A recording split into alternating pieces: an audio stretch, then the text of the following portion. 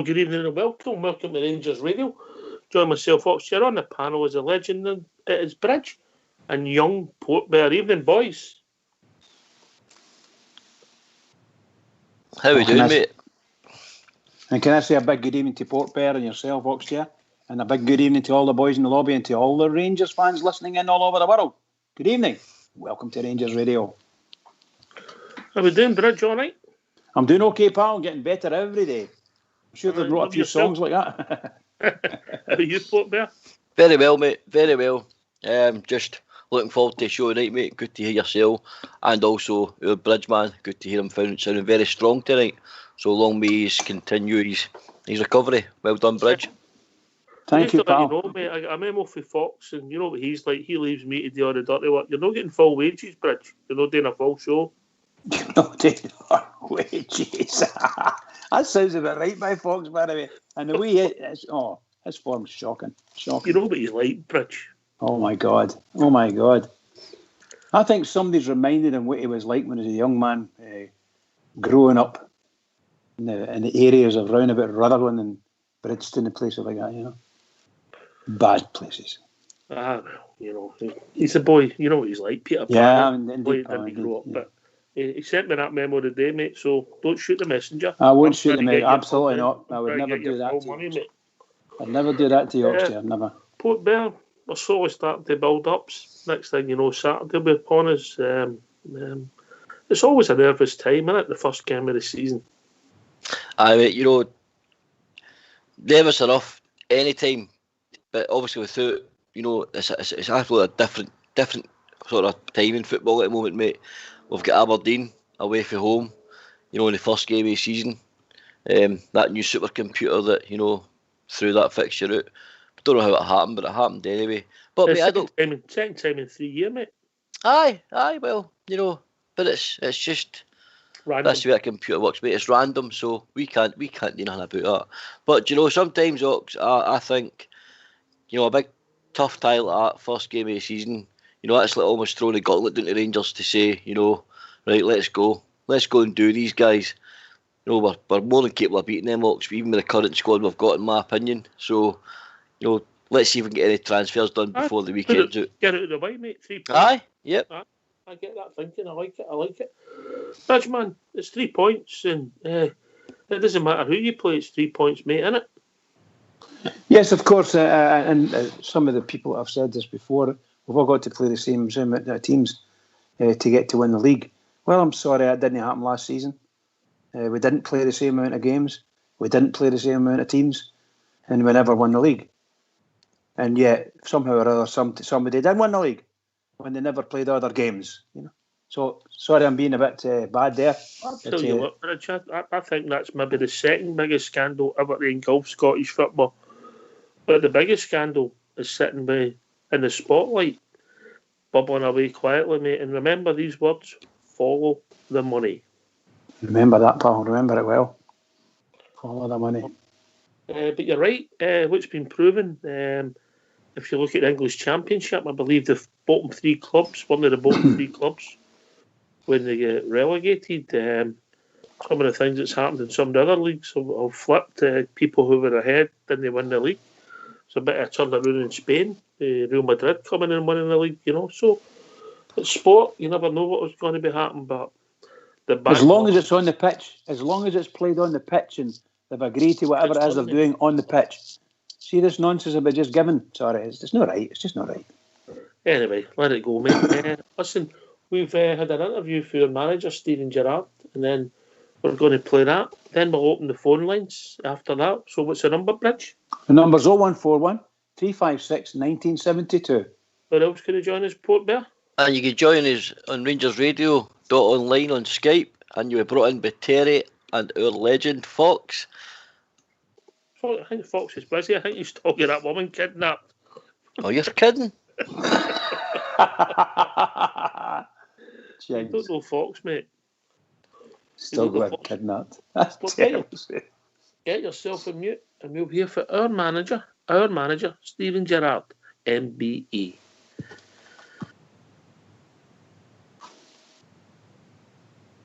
Stephen, we're now at the end of what's been a very unique pre-season period. Can you just give us your assessment of how it's gone, please? Well, I think you're right, it has been unique. It's been challenging, on and off the pitch, if you like, obviously during the lockdown. But I must say a massive thank you to the players and the staff for staying focused and doing everything that I've asked of them. It's obviously been very positive in terms of performances, in terms of preparation. We've still got a few days to lead into Aberdeen where we can finish that preparation off, and it's important that we try and hit the ground running. And also a massive thank you to the supporters as well, because the support we've had during this lockdown and this challenging time has been amazing. We know they're supporting us from home in the thousands, which is important to us, and it's important they stick to the rules, and that remains the same whilst the rules are in place. They watch us from home and stay safe. How fit and ready do you feel your players are for the challenges and the start of the new season? Well, I've got confidence in the players in terms of the physical capabilities. They are a fit bunch who've worked ever so hard, but until you actually go into the season, you don't really know and you can't really judge it, because it is different when it's for real. We have had good preparation games, and I am happy with the level that we've showed. There's still things we need to work on. So Aberdeen will be a really tough challenge for us, as it always is. But I do have confidence in the players' physical and mental state right now. With the pre-season games, have we seen the technical and tactical hard work which has been put in really start to come to the fore? I think that's the idea of having the pre-season games, is to rehearse what you're going to be facing during the season. It's the reason why we had the different types of games. We played Hamilton and Motherwell and Coventry to get a feel for the domestic type games that we could be facing. We went to Lyon because obviously that gives us a good idea from a European perspective as well. So we're happy with the pre-season, but you don't get nothing for a positive and a successful pre-season. We know going in for real is when it really counts. You've added Leon, of course, to your squad, which is fantastic. Trained with the team for the first time today. Just tell us what he's going to bring to the squad. He was very comfortable in today's session. It'll take him a few days to settle in and get used to the players. We also want to use this time, even away from the training ground, to show him what we do tactically in and out of possession as well. So the next few days are going to be vital in terms of his settling in period. But his profile suits how we want to play, because he's quick, he's tall, he's lean, he's in fantastic shape. And from a technical point of view, we know he's played at a level. We've seen him at a level, and we've judged him at that level, and gives us confidence that he's going to be a real good signing for us.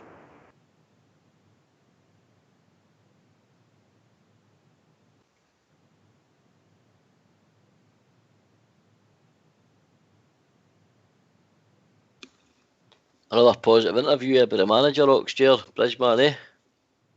You can't win the league in August or July, whatever, but you can make a debt and you can start to lose it. So these points are important. He made the point that pre-season doesn't really count. It's all about notches on the belt, but it's when the battle starts, and that's where you're judged. So he's saying all the right things, and he's right. A very positive pre-season, mate. Some decent sides away from home.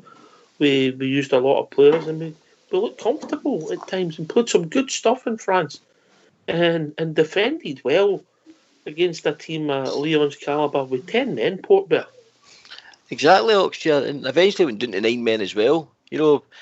One thing Rangers didn't give away a lot of, or none of, in the pre-season was goals, mate. They were very, very strong looking at the back. Especially against Lyon, I felt in transition when we win the ball back, quickly, and then how quick we were countering.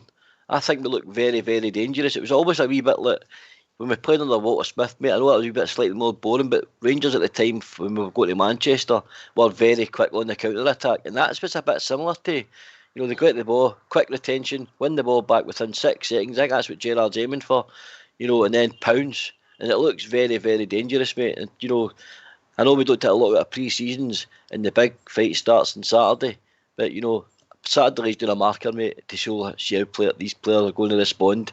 And he also gave high praise there, as you heard, to Balogun as well. I don't know, maybe I'm reading too much in it, but it sounds to me like a big man could start the weekend, mate. Well, we'll see, mate. We'll see. I'm sure we'll find out. We'll know to he names his team. Edmondson would be unlucky. He's done okay in the pre-season, Bridge. He's got deficiency in his game. You remember what it was like to be a young centre-back. You're learning the trade, eh? Well, yes, most assuredly. No, there's I think Edmondson will look after himself. We've said it all the way along the line. Some guys have got it down to a certain example, like, just for saying sake, they don't know whether he'll actually be a really good centre-half for Rangers. But he's got a big heart.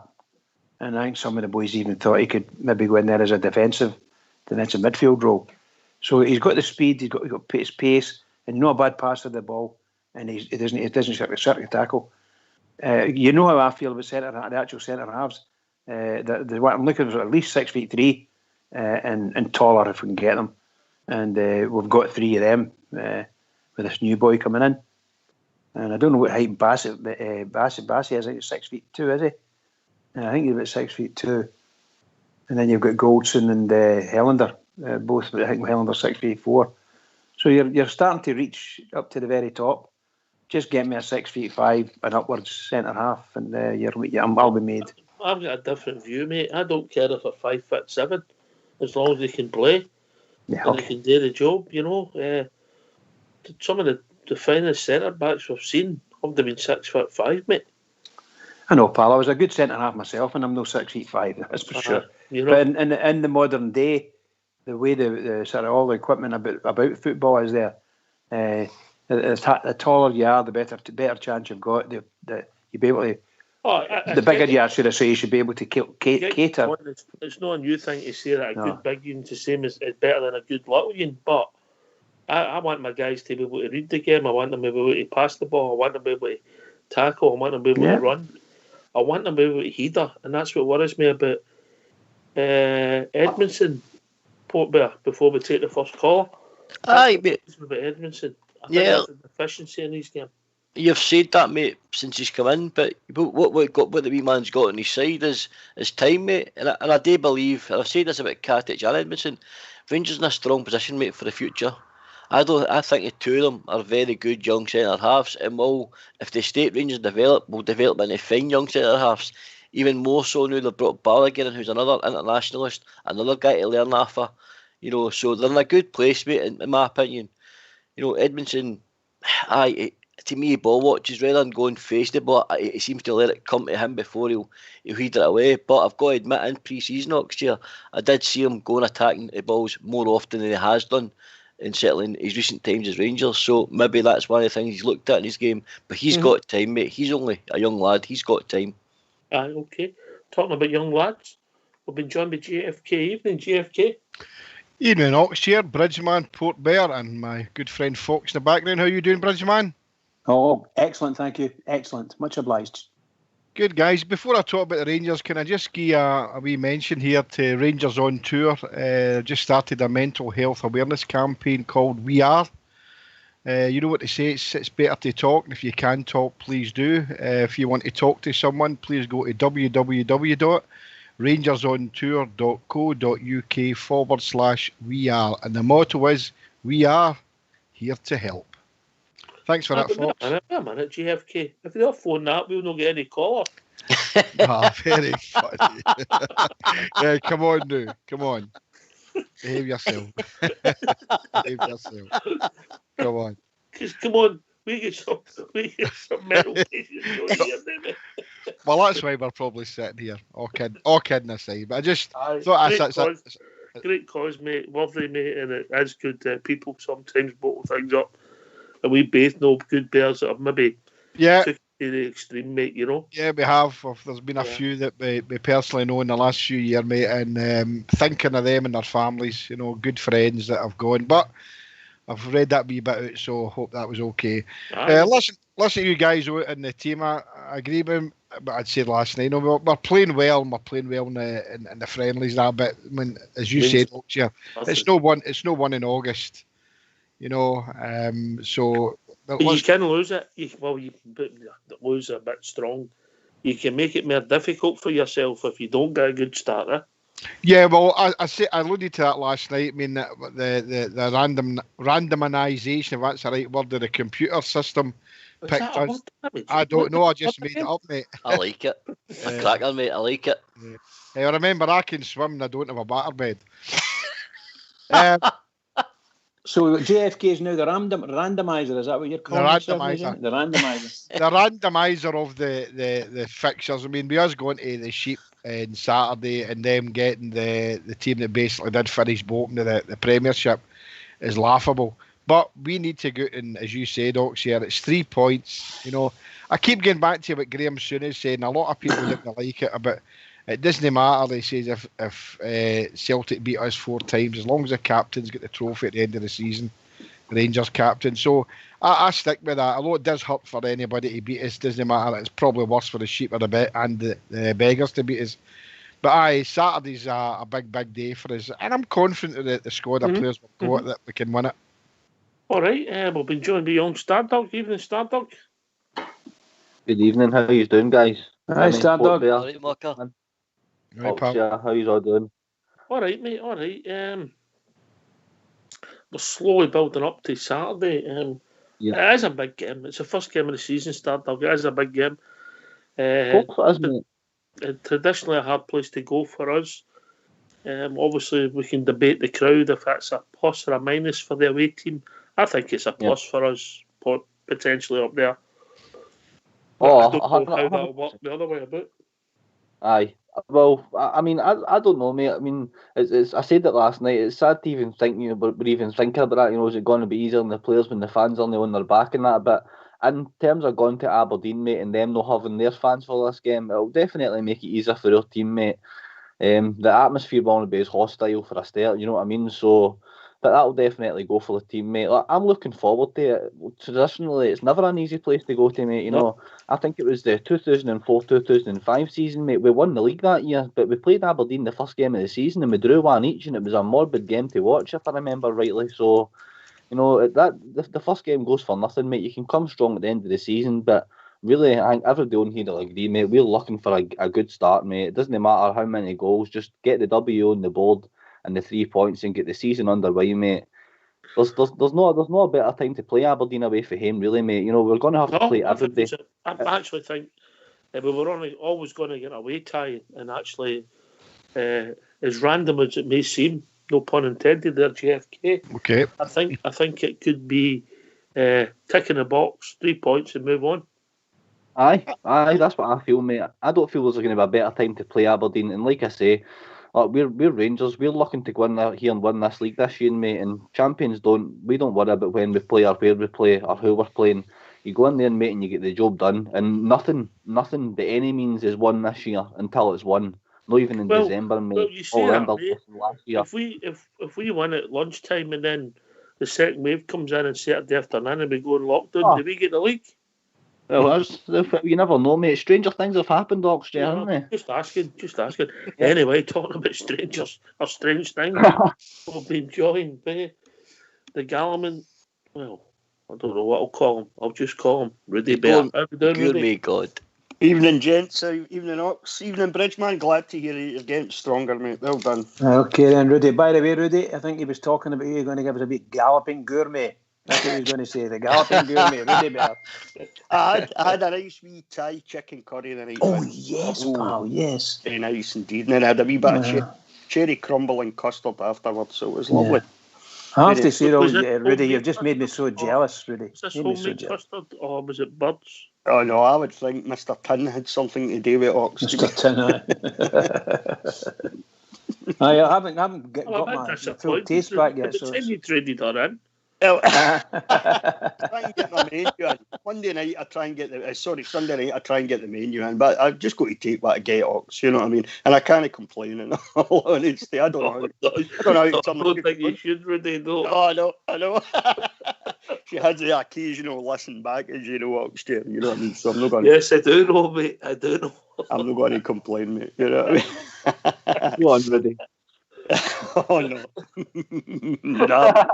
I've got to go to sleep at night, you know what I mean? So, no, I'm not going to... With one eye open. Yeah, exactly. Aye. But tomorrow, it's right what Stardog was saying there. We shouldn't be worried about it when we got up here at the weekend. It should be a case of going up there, playing the football that we know. And we know these players are capable of playing good football. Ox. We've saw them do it time and time again. I mean, if you think back to Pittodrie last year, Stardog made a cracking point. I said, we're going up there and playing. We went up there last season. They had Pittodrie was full of their fans, and we were the better team on the day. So we were 10 men. We were still the better team. We should have came away there with the 3 points. A wee bit of merit tomorrow, and that battling quality that we showed last year. That we just. Do you know that's hard to believe, Rudy? That was 2 seasons ago. Sorry, 2 seasons ago. Aye. So it's easy, if we play the football that we know we can play, it's not going to be easy against them. We know exactly what they're going to do. So that's no surprise. It shouldn't be any surprise to Stephen Gerrard and the team and the coaching staff. And I'm sure it's not. But Stardog's right. Get up there, play the football that we know we're capable of playing. We're Rangers. We've got better players than they've got, and we come back to them with the 3 points. It's a harder away tie, as it always is at Pittodrie, but we come away with the 3 points, Ox, and we get after a flyer as far as the season's concerned. Mm-hmm. All right, Port Vale, we've talked about better players, and the squad has developed, and we've got more competition at the centre-back position when you think back to 2.5 years ago when young McCrory and Russell Martin were our mainstays. We've come on a long way. We've got Tav, Barisic. I know Tav's a bit of Marmite for some people. Barisic is a Croatian international. We've got in reserve, we've got Stephen Davis, who's a legend in British football. You've got Ryan Jack, Scott Arfield will be a lot of experience. We've got the boy Aribo. We've got Kamara, who a bargain at 50,000. We'll see where it goes for him. And then in the forward areas, we've got a guy who Hadji, who I think is going to score goals for us, but I'm worried about whether he's going to go missing. We'll have a number 9 who is either going to be new, or we've got Alfredo Morelos, hopefully, and then we'll get Ryan Kent. The upgrade in the last 24 months, mate, it's just been frightening. It's phenomenal, Oxdear. You pretty much named, our team there and how far it's came forward. And I dare say a lot of people out there listening tonight are probably worried about we've not, added a lot more signings in that. I know we're all looking for 2, 3 stroke, maybe 4 players to be added to what we've currently got, mate. But, one thing the squad will have this year, Oxshire, is continuity. They'll know each other, as a team. They've grew each other over the last 24 months, like you've said. But to change from guys like Russell Martin, Ross McCrory to back, to go with, centre-backs, we've got, Balogun, Goldson, Katic, Edmondson, Hollander. I mean, there's some difference, mate, in the squad. Aye, so, we've came a long way, and long may it continue, mate. It's just, we just need to add, as I said last night, a wee bit of stardust to the squad to take us to that wee next level. I think we're at a very decent level, in my opinion. If you go with last season, we're as good as Celtic now, mate. So all we need to do is add that wee bit of, sparkle to the team, that bit of quality and class. Where is that dust for you, mate? Where are you sprinkling that dust? I'm sprinkling it, mate. I think we still need a striker, certainly a striker, a creative midfielder, and I still want a central defensive midfield general, mate. I still think we need one of them. I know there's talk out there that they're looking at South African captain Zuniga. So I hope that comes to fruition, mate, because what I've seen of him, he looks very good, box to box, 6'2", he's a man mountain, very comfortable on the ball, plays well in the French league. I've seen him against PSG, and he stood out against PSG for me, mate. So that's the sort of guy that I'd be, love to see at Ibrox. It would also help with him just sitting in front of the screen in the back 4. It would let our more creative players, mate, go and get further up the pitch, because I've said this in the show before, I don't think when we're at Ibrox, mate, we should be playing with 2 holding midfielders. I really don't. Agree. This Stardust you've got in your pocket, Stardust, where are you sprinkling it?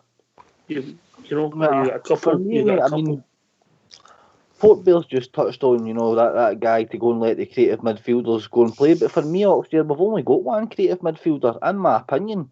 Joe Aribo's the only one that's really bringing it to the table gone into the final third. You know, Ryan Jack doesn't get his sell in the box, doesn't really score a lot of goals. And Glenn Kamara, I think he's maybe scored 1 goal in a season now. So, you know, I think we would need another creative midfielder. But for me, mate, you know, if you look back to Chris Boyd's career with Rangers, he never scored against them, and his European goal scoring ratio wasn't that good either. But for me, mate, it's the wee teams we struggle to kill off this season, and I would like to get somebody in, mate, that's going to score 3 and 4 goals against your St Mirrens and your Hamiltons and things like that every week, because I don't think we've got that, mate.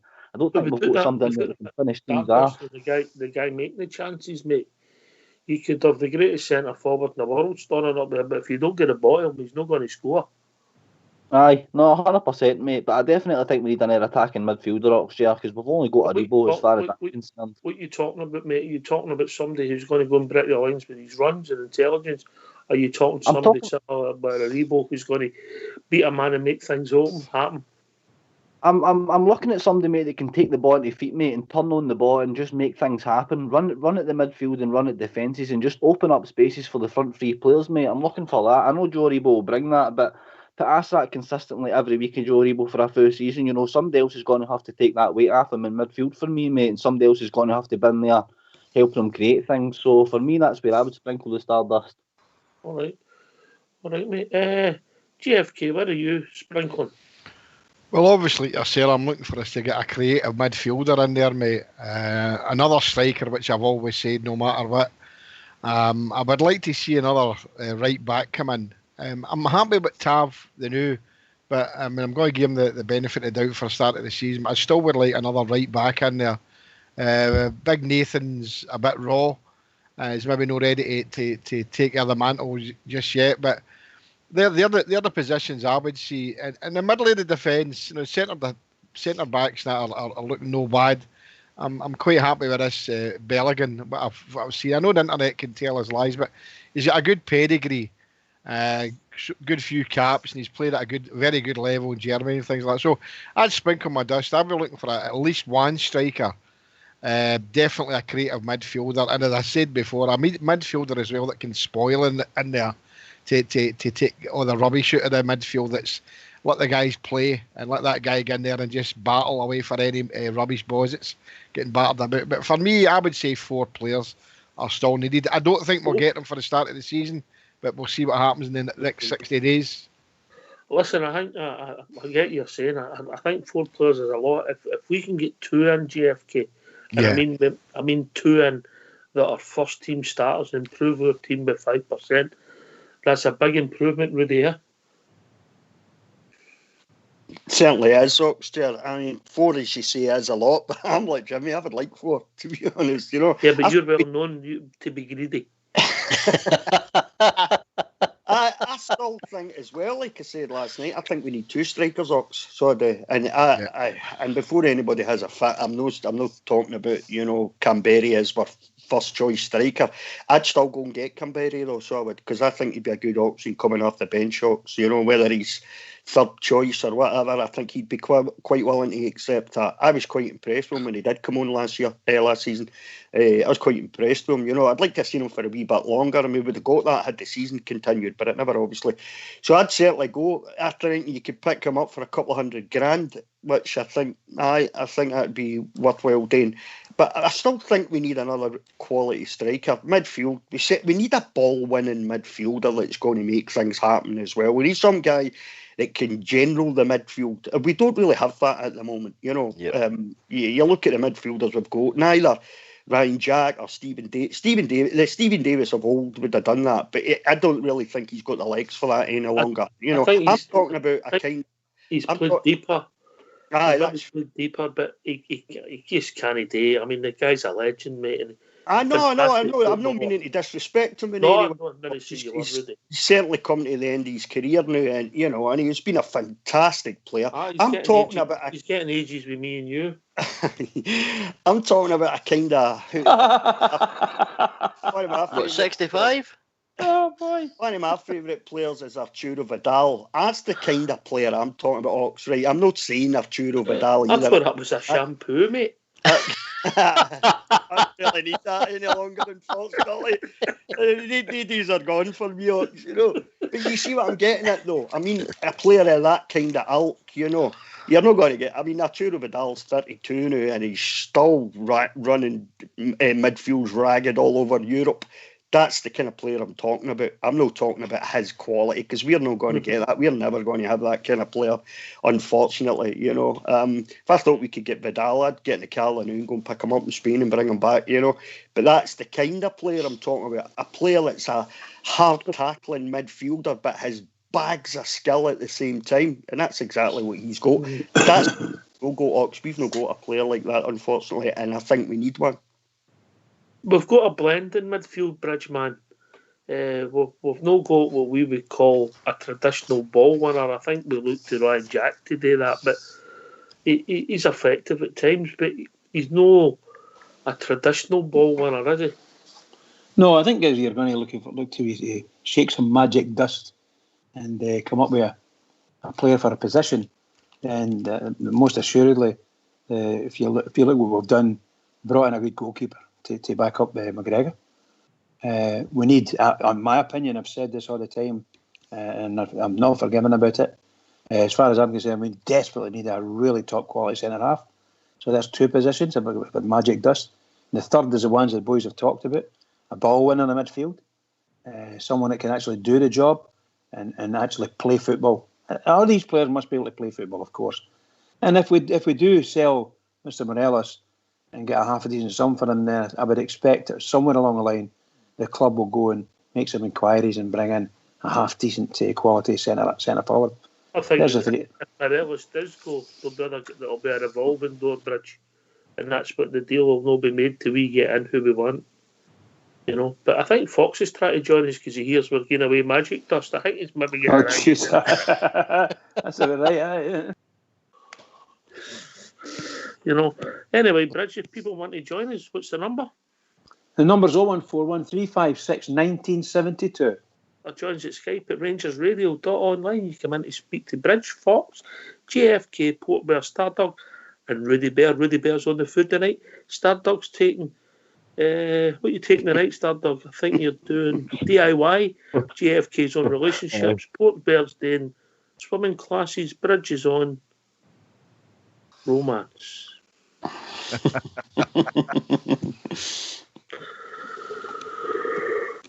See if we get any phone calls. That's a tough one, Ox. Yeah, that's a tough one. Rudy's always got food, isn't he? Always, mate. Always. I think we're all similar. What's last night? I don't listen back to the show, but we never. There was the first I'd heard JFK. You mentioned the night the fullback positions. It wasn't really something that was mentioned last night. What's your thoughts? That just cover for Tav? Or are you trying to upgrade Tav? Or? I would like to eventually upgrade Tav. I mean, you know my feelings on Tav, but I'm going to benefit the doubt. But I think the boy Patterson is going to be a good player for us. But I still think, you know, we need 2, possibly 3 for most of the prominent positions, and that for me is up front.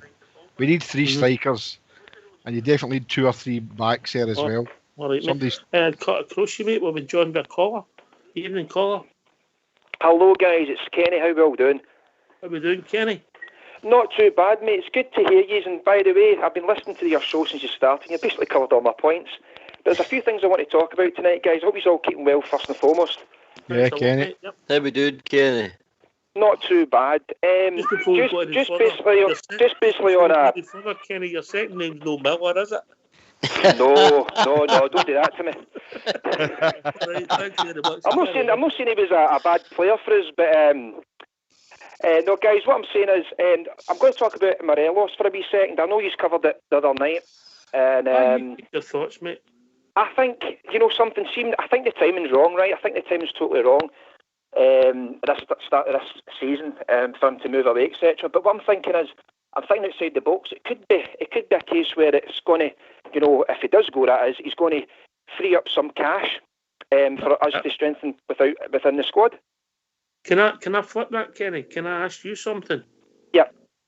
Would you keep somebody that didn't want to be there? That's a very good point.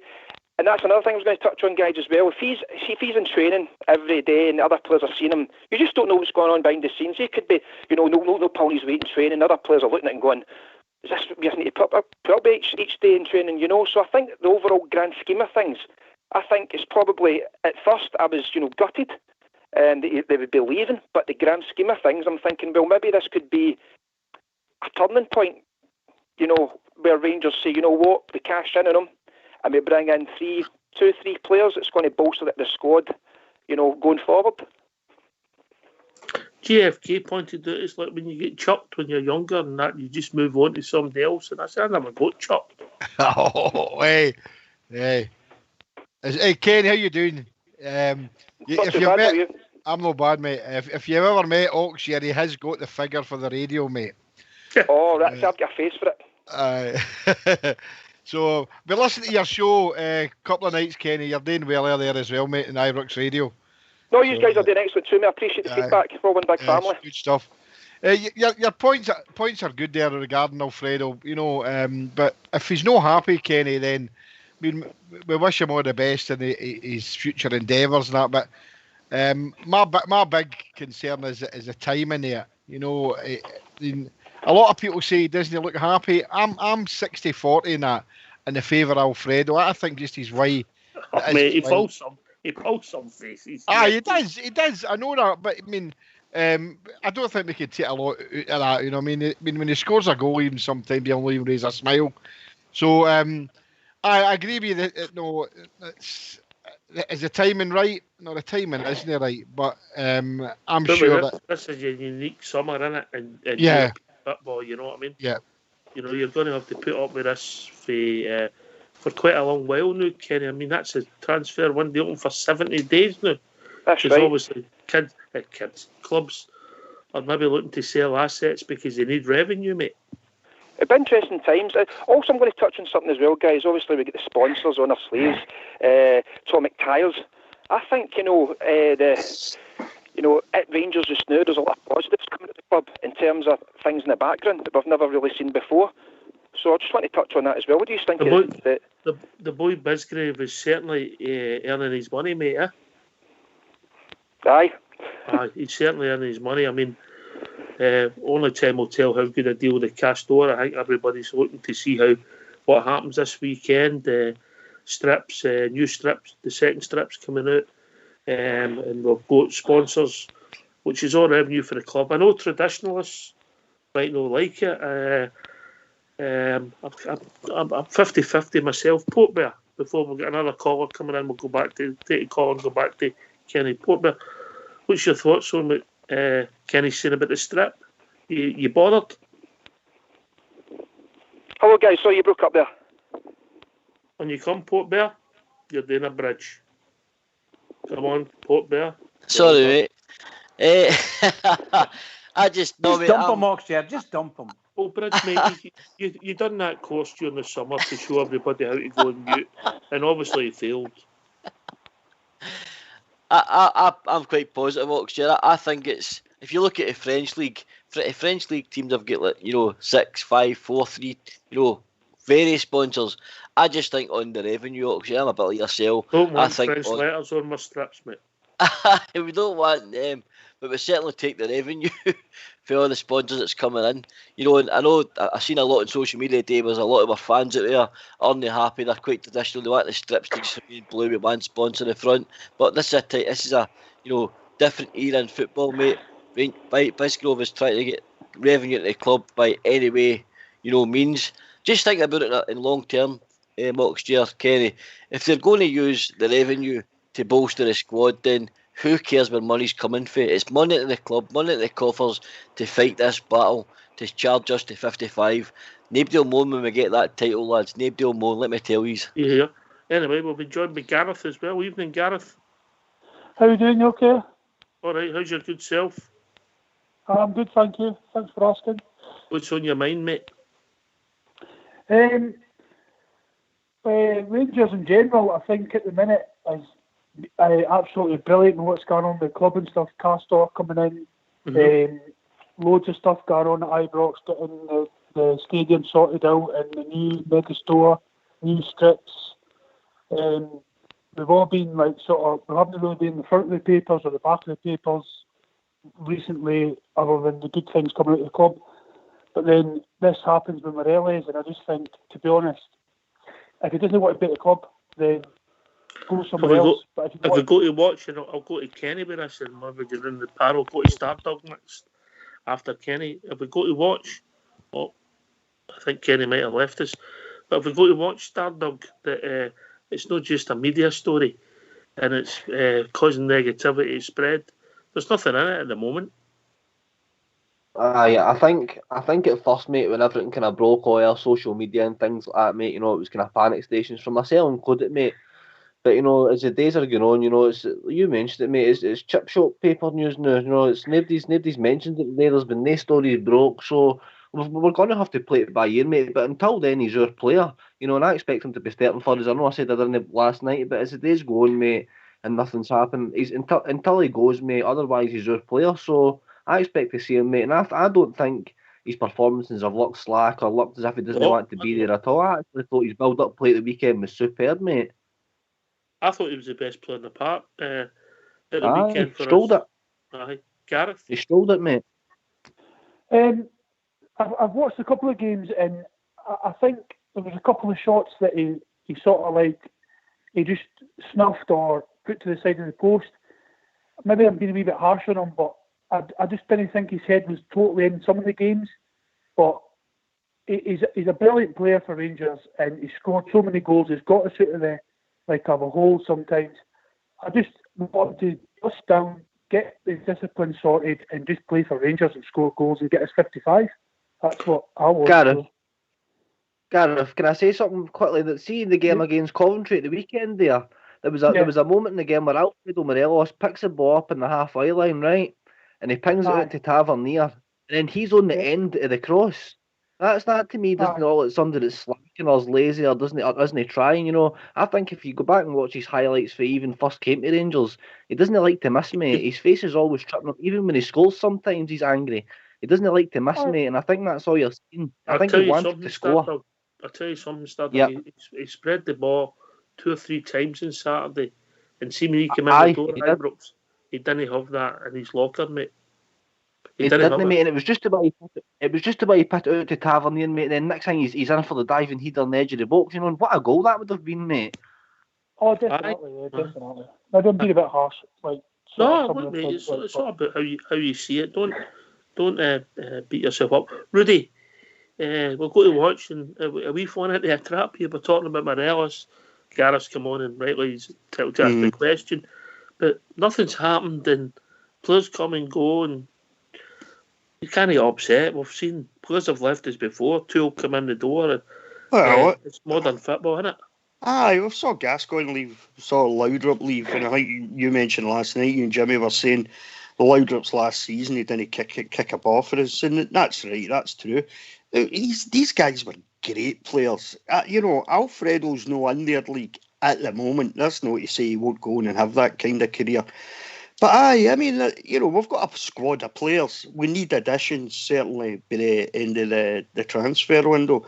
And, we're all hoping to see additions, and hopefully it's not about quantity anymore, it's about real quality coming into the side, because we do need sort of 2, maybe 3 players of real quality who's going to come in and step right into the first team.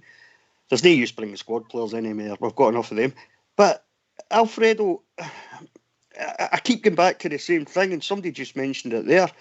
If he's unhappy, I don't know if Alfredo's unhappy or not, because I can never tell with Alfredo, because it looks like the only time he is happy when he's banging in goals, and that's what he loves to do, Alfredo. Up until December, up till the break last season, 29 goals. He looked like he was the happiest player on the planet, but he was playing well, he was scoring goals. And that's what Alfredo's all about.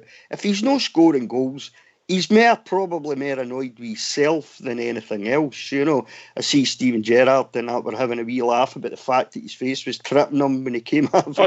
Do you remember the one last year? I think it was up at Ross County when they were taking him off, and him and Gerard Defoe were killing themselves. Right, he's coming off. He's stripping out his boat. They're all standing at the side of the park, absolutely killing themselves laughing at him. But you know, I think he was on a hat. He was on a hat trick, Aye, I know that's a player coming to the park who wants to be on the park and is annoyed because he's coming off. You know, a lot of players who just get whipped off, they're not really that bothered. They're still picking their wages up. Alfredo doesn't think like that. He doesn't care. You know, he wants to stay on, he wants to play, and he wants to score goals. That's why Alfredo looks the way he does, probably 80% of the time, you know. That's fine. Gareth, there has been time with the support.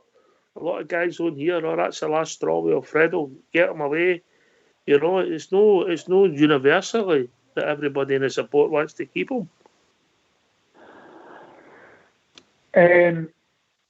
Yeah. I think he's lack of discipline. But he's lack of discipline. Aye, his discipline has let us down in the past, and the thing is, I think Gerrard sort of said to him, sort your discipline out, because on Saturday against Aberdeen, if he has anything at all, that's it. He'll be red carded and off. If he reacts to anything, and we all know that Aberdeen will wind him up and try and get him sent off. Mm-hmm. So he needs to be a bigger person and sort of say, right, I can sort that out, and he will become a legend for Rangers if he sorts that out. That's what I personally think. Aye. And Skipper's made a great point in the lobby. Great point, JFK. We survived Ian Black leaving. I mean, there's a lot of players that we've said that are far better than Alfredo. It's when, you know, look, he's in the short window for his performances in the last 2 seasons. 49 goals in the last 2 seasons, right? So if he wants a move, fine. But play for the Rangers on Saturday and score a couple of goals, a hat-trick, and keep yourself in a short window. There's nothing can happen for 75 days or something, 70 days. So it's still wide open. I'm wanting him to play in Saturday. Jimmy, see if he wants a move. That's the best thing he could do, is keep playing well. That's what I was going to say, Rudy. That's the best thing he could do. Yep. The big worry nowadays with players is that, you know, if this club, Leo, is offering some money for Rangers, to Rangers for Alfredo, like 12, 13 million, and they're knocking it back, it then comes down to, does he want to go? And that's where it gets difficult for everybody, because if his agent starts pushing that he wants him to go, it's because the agent, after all, makes a good skin off it. So if they say to him, we're going to double your wages and you want to come here and sign a 4 or 5 year contract, whatever, and put yourself in the European window, which I don't think he will be, he's going to a smaller club than Rangers. But if he's unhappy, Rudy... You're right, Rudy. You're right. Sorry, JFK, you're right.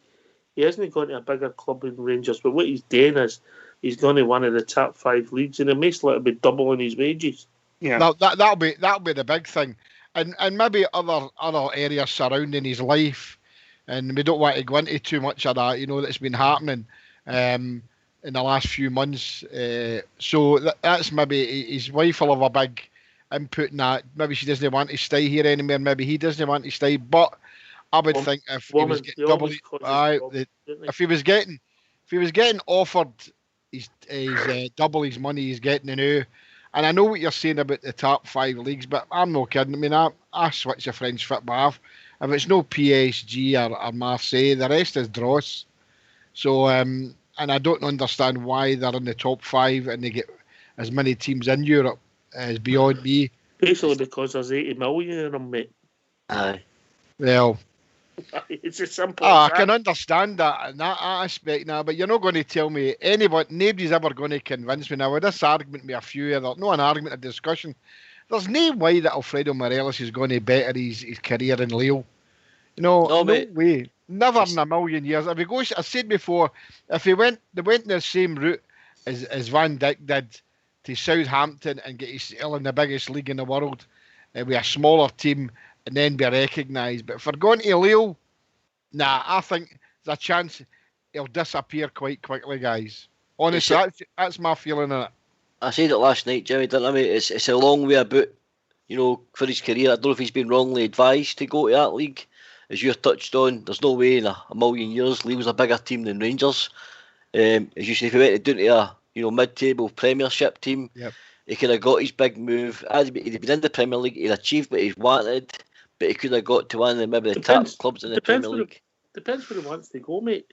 What we sometimes forget, the Holy Grail for everybody isn't the Premier League, mate. No. For the South Americans, jump in there, Rox? It might be Real Madrid and Barcelona. Yeah. Can I just jump in there, Rox? See, as far as where Alfredo goes, I don't really care, in all honesty. I want him to stay. When a couple of days ago, 48 years ago, when it first kind of broke, I was absolutely gutted when I first saw it. Spoke to my brother-in-law, my mate. Did they put you off your food? No, I still had my dinner. Good man. But I was gutted. But my way of thinking is, I don't care whether it's Lille or whether it's Barcelona. I don't really care where he goes. What I care about, if it comes to the fact that he's leaving, then I want proper market price for Alfredo. I don't want us to be selling him on the cheap. And what is that market price, Rudy? Anything between 18 and 20 million for me. All right, mate. I would happily take that. And it's all down to whether he wants to go, But as I said, for me, I don't care where he goes. If he goes to Lille, if he reckons that's his choice, that's his choice for me. We're going to talk about Alfredo Morelos up to the tune, and then we're going to change the subject, and we're going to avoid it for a day and a half. How's that sound? But Fox is coming in. Can I come in? I think you've got to understand Alfredo's way he sees football, mate. He's never hidden the fact that money is his goal, as well as getting to the top. He's set out in life to earn money for his family and give them the best life they possibly can have. You've seen it in his charity work. And I think the boys just try to earn as much as they can out of football. And his dream is to do things better for his family and his village, as it would say, aye. So that's going to be taken into consideration as well. Can I come in, Oxford? On you go, Bridge. I was just to say that, some of the things we've spoken about with Alfredo over the last couple of years, it's been quite sad for him. And I've always maintained that all the troubles that happen on the pitch, a lot of that is down to the rest of the players in the team. He's got no protection of his own colleagues. He's creating mayhem for himself, and he should be getting in there and captain getting in there and just dragging him out the way. Just drag him out the way. Get away from here. Whatever it is he's doing, drag him away, push him away, do whatever it is, and the referee can come up and give a yellow card instead of a red. That's the difference. You think he gets sent off at Motherwell, he gets sent off at Parkhead. How many other players in Scotland have been sent off for signalling the crowd or diving when a game's done, or maybe not even diving, just falling down because he was knackered, if I'm being honest? Yeah, I know that there's some parts of it, he's his own worst enemy. Something happens within him, but there's a lot of that can be mitigated against if the team know and watch for these points and get straight in there and grab him and push him away, drag him away, whatever they've got to do, get him away for the referee. A lot of the times he just ends up getting done because he continues to argue with the referee. And if he gets fed up and books him or whatever. That's all I've got to say about it. He's been entertaining, maybe not always with his play, but he's definitely been entertaining. Kenny, what's your view, mate? Is he going to go? Sorry, I came off there. I thought, you had another call. I just wanted to... No, that's all right. You're welcome to stay, mate. No, thanks for having us back on again. Just a wee thought there, just the Morelos subject, getting sent off, etc. Saying it was at Helsinki, I don't think he gets sent off once. No, so what does that tell you, Scottish game? No, if you think back, what's happened to the boy, I mean, some of the decisions, if you think back to a game at Pittodrie, when big McKenna came in and body checked him, was a blatant red card. Mm-hmm. Morelos had a petulance, because a lot of these things have been petulance, flick out with his boot now. And the linesman flags and sets Morelos off. And how he missed the body check for McKenna is beyond me. See, the thing is with Morelos, you all know, obviously his goals it stands out a mile away, right? But his overall play, as you said there, he holds the ball up. Well, that's his game, so he likes to back into players. So 9 times out of 10, there's going to be a few times where he's going to be involved in a little battle, so to speak. But yet again, Scottish referees, they'll just see Morelos and say, you know what, we're going to punish him. And I don't think that will ever change. And I think it's sad if he does go. The way he's been treated with some referees in Scotland is an absolute joke. The media, total disgrace as well, and just basically in general when he's been out in the streets in Scotland as well. Is he getting chased out of Scotland then, lads? Is that what's happening to Alfredo? Is he getting hounded? There's definitely a hint of, let's not kid ourselves, there's been a hint of racism against Alfredo. 100%. 100%. There's been an agenda against him since the boy came to this country. That's a good point that Kenny makes. Helsinki, not a single sending off, and then he comes here. And you see some of the decisions that referees and linesmen are bringing against him. It's absolutely shameful. You know, the one with McKenna that you just brought up, Ox, I specifically remember 2 minutes before McKenna body checks him, 2 minutes before that, he body checked him for the first time and raked his studs right down the back of his leg at the same time.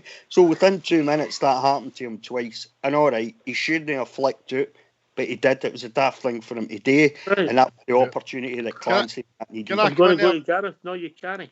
All right, okay. All right, you can't, because we're going to go back to Gareth, because Gareth started this ball rolling and get his thoughts, and then you can come in with your dulcet tones. Thank you very much. Gareth. Hi. Your Stevie G, Morelos agent, has come and said to you, look, there's an offer here, we believe, for, we'll say 18 million. He wants to go. What do you do?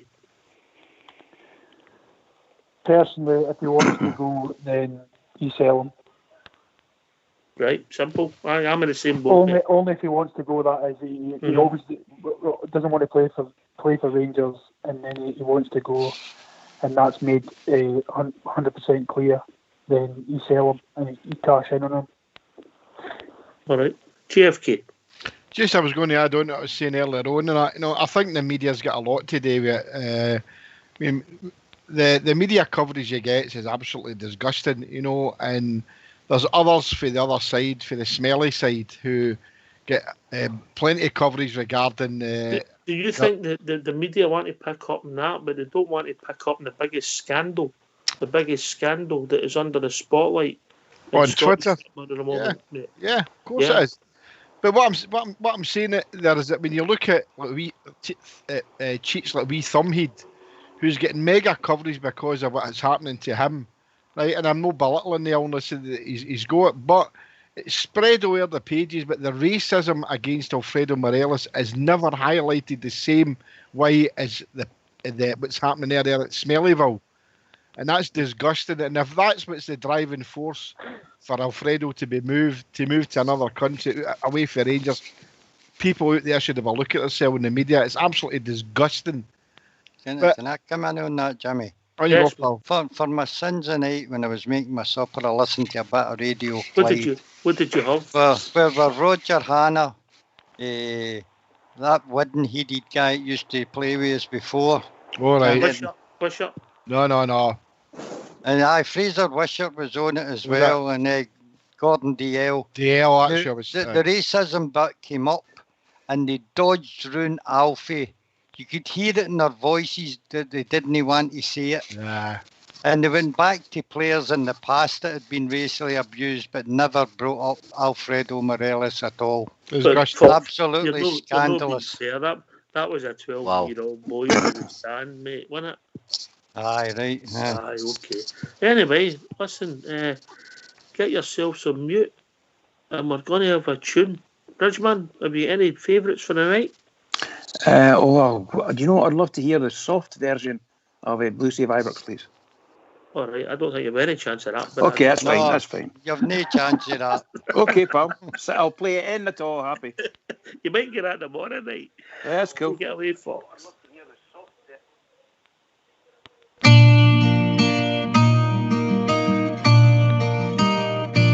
Ever since I recall, I have followed football, and ingrained in my heart are the Rangers FC.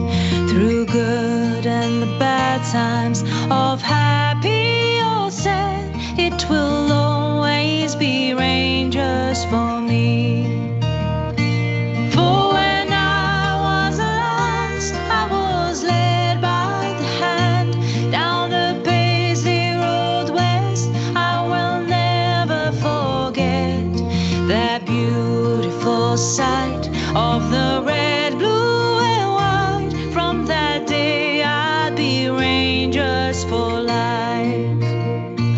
And I vowed to my dad, if I would have a lad, I would show him the way as he did on that day. And so here I stand with young Lyle by the hand, after walking down Paisley Road West. For when I was a lass, I was led by the hand down the Paisley Road West. I will never forget that beautiful sight of the red, blue, and white. From that day I'd be Rangers for life. From that day I'd be Rangers for life.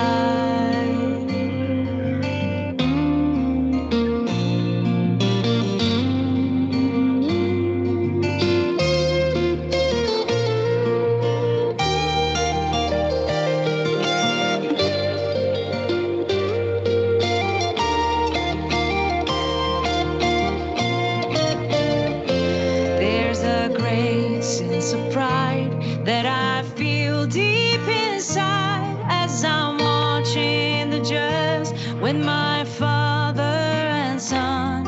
And it's sure safe to say, at the end of the game, win or lose, we will all follow on. For when I was a lass, I was led by the hand down the Paisley Road West. I will never forget that beautiful sight of the red, blue, and white. From that day I'd be Rangers for life. From that day I'd be Rangers for life. From that day I'd be Rangers for life. From that day I'd be Rangers for life. Well, thanks for that, folks. Special request for Nurse Gladys, who's still down the cellar. Utterly fantastic, by the way. Well done. Mrs. Good Bridge choice. might have got a wee waltz in the kitchen there. She did. Just a bit, did I? She did. Just a bit. Can I go back to the sponsor thing? Yeah, I mean, look, people are going to have mixed views, but we've been, maybe if we go back maybe a year, 2 years ago, there'd be people coming on this show and say, we're no marketing myself, we're no pushing this, we're no using all the avenues. Obviously, sometimes traditionalists will maybe look at it and say, look, it's for strip, it's sacred. It's modern football. The game's moved on, Kenny. And revenue streams, particularly in Scotland, we've got to maximise because we've not got the big cash for the TV companies. So what's happened today, this is a company worth about £500-600 million and a multinational. They might supply the tyres for the Seco, the logistics, and they'll supply the strips so everybody will be a winner. But what's your views? Is everything coming together? Castore, a new deal, quality stuff. Hopefully, it all works out for us. It's fantastic. I mean, that's what I'm saying. I mean, people for the so-called haters out there think Rangers are that far away again for going into administration and all this kind of nonsense. But I mean, we're in a great place, a fantastic place, and ever since Dave King's left Rangers, he's left us in a good stead. And we're going forward. The mega store now, that's getting revamped. That's going to look nice. Mike Ash is at the football club. I think having these sponsorships on the tops is extra income, and it's a sign that Rangers are moving with the times and we're going in the right direction. I'm trying to think who maybe the most conservative with a small C on the panel. I think that might be JFK. And they criticism, mate. Just an observation. What's your thoughts, mate? No criticism for me. I'm one of the old school like yourself. You know what I mean? I like the traditional tops now. I don't buy the strips now for obvious reasons. Can it mean you're struggling to get the mediums, mate? It's ridiculous. I was maybe going to try and snuggle into an extra large, mate, but I don't think that's going to even happen either. But all kidding aside, no, I mean, I think it's a great thing. You know, I know the traditionalists out there are maybe saying, you know, are going to be fans walking about like advertising hoardings and that. But look, if it's bringing good revenue in for the club, we shouldn't complain. You know, some of the strips that you see where the other world countries and that, you know, there maybe 4 or 5, 6 adverts on the shorts, on the sleeves, everywhere. No, so look, if it brings in good revenue, which we need in Scotland because we don't get the big money that the English clubs and that are getting, so I'm all for it, mate. The more the merrier. Just keep bringing it on. All right. We've been joined by a caller. Evening, caller. Aye, evening there. It's Robert from Paisley. How we doing, Robert? All right, mate?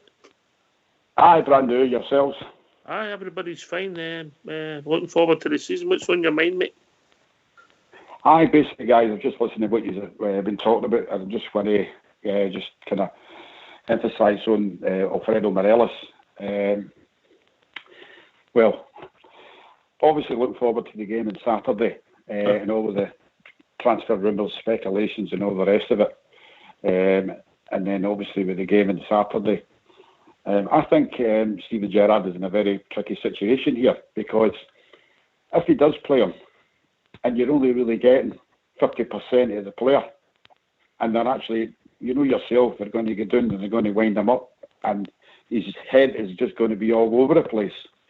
And if he puts him on the bench and we lose the game, so it really is it's a tough one. But see, for me, I would actually put him on the bench because you've got an Alfredo Morelos now, and he really doesn't want to play or doesn't want to be near the club.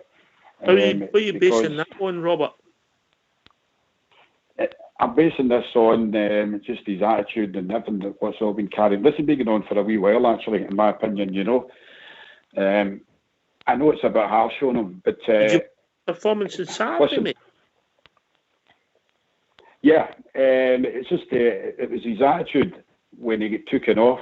Now, listen, we all can be in bad moods. It's how you go about it and how you deal with it. But what really, really got to me is when he see that black armband and he just threw it to the ground. Now, that was an absolute disgrace. That can be, you know, the Hagen family are probably watching that, you know. Do you know, mate, I apologise, I never even noticed that, mate. That was something. Yeah. I mean, if I'm talking about Morelos, the football player, I thought he was the best player on the park on Saturday, by a distance. Well, listen, I'm going to say something to you about here, right? See, when Morelos comes deep, either from the left and to the right, see, he's holding off play.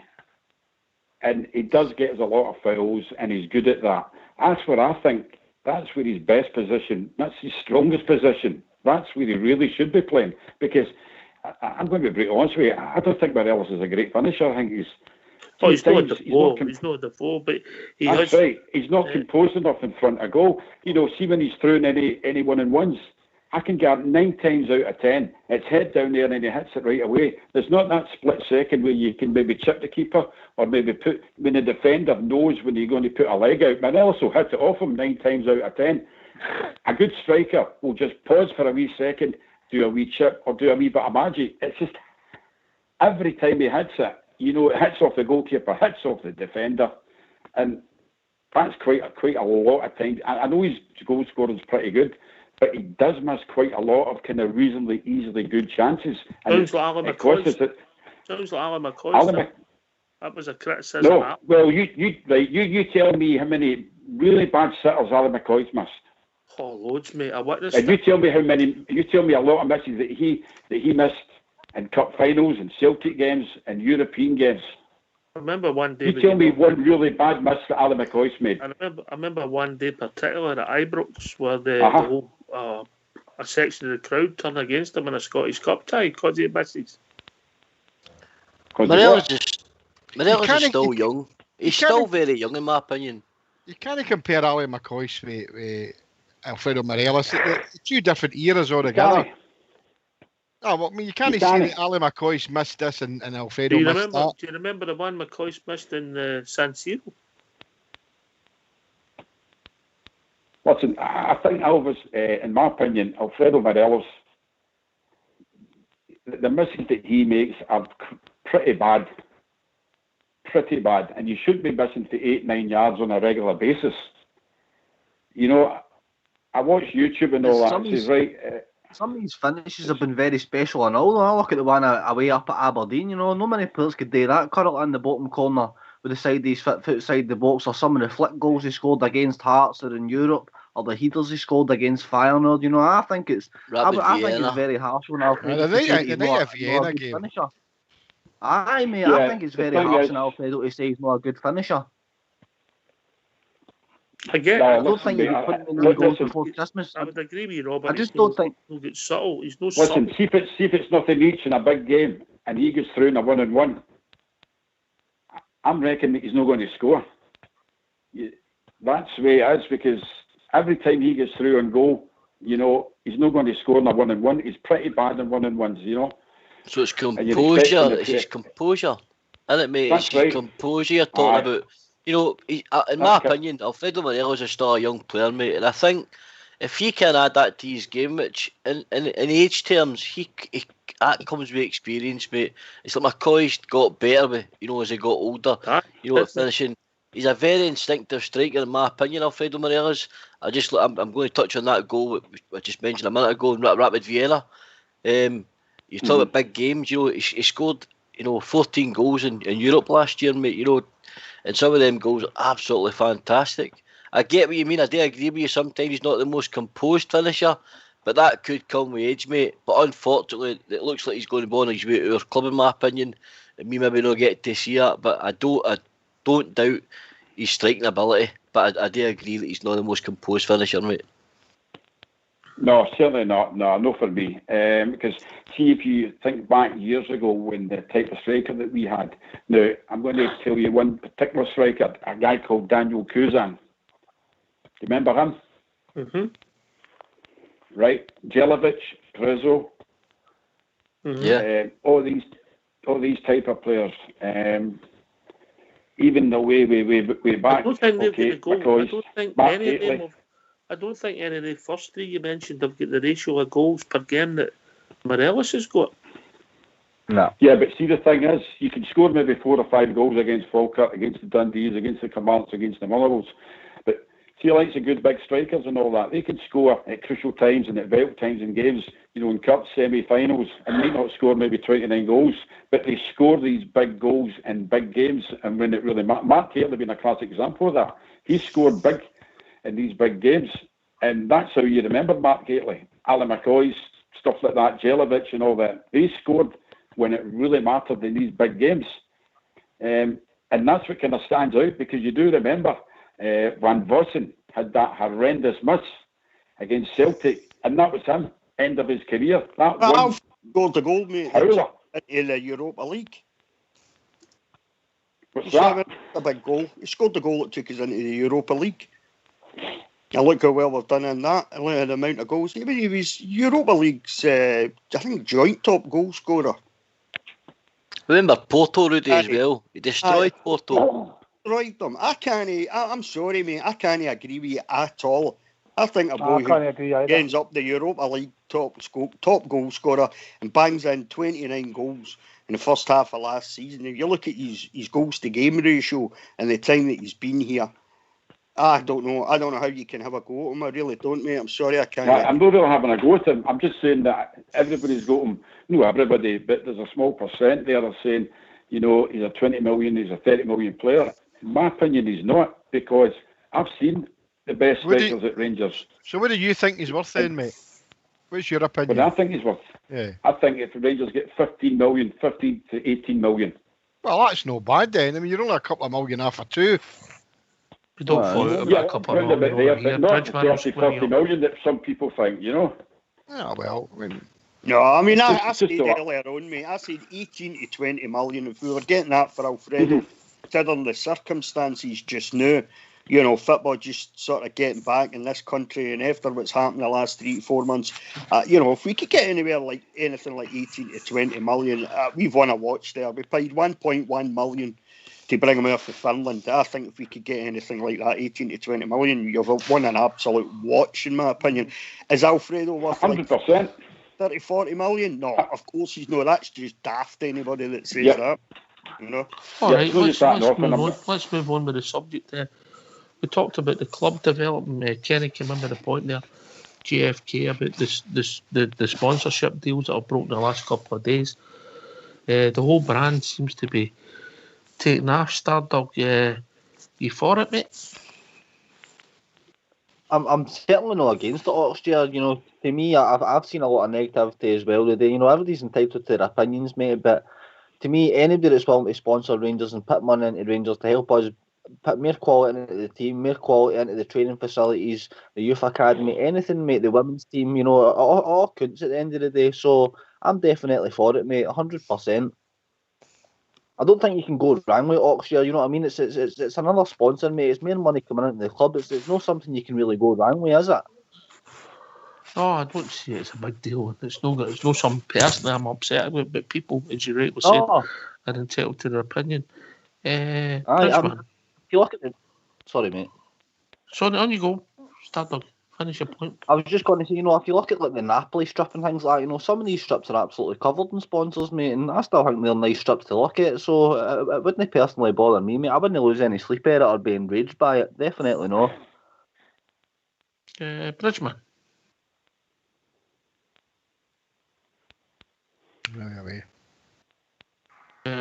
Port Bell.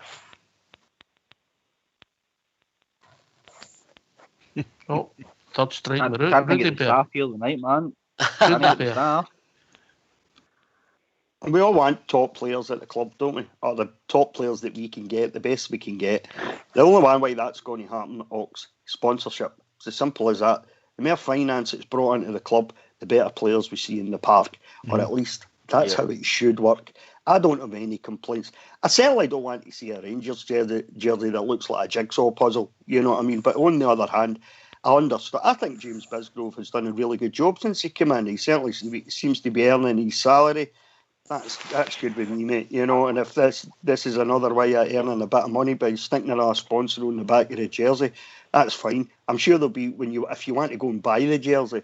I think I read somewhere the day that you'll be able to buy the jersey without that on it, and that's fine, you know. But it's all down to sponsorship. I mean, just think back a few years ago, we struggled to bring sponsorship into the club. Now, but we've got companies who actually want to be involved with the club. We can't complain, Ox, in my opinion.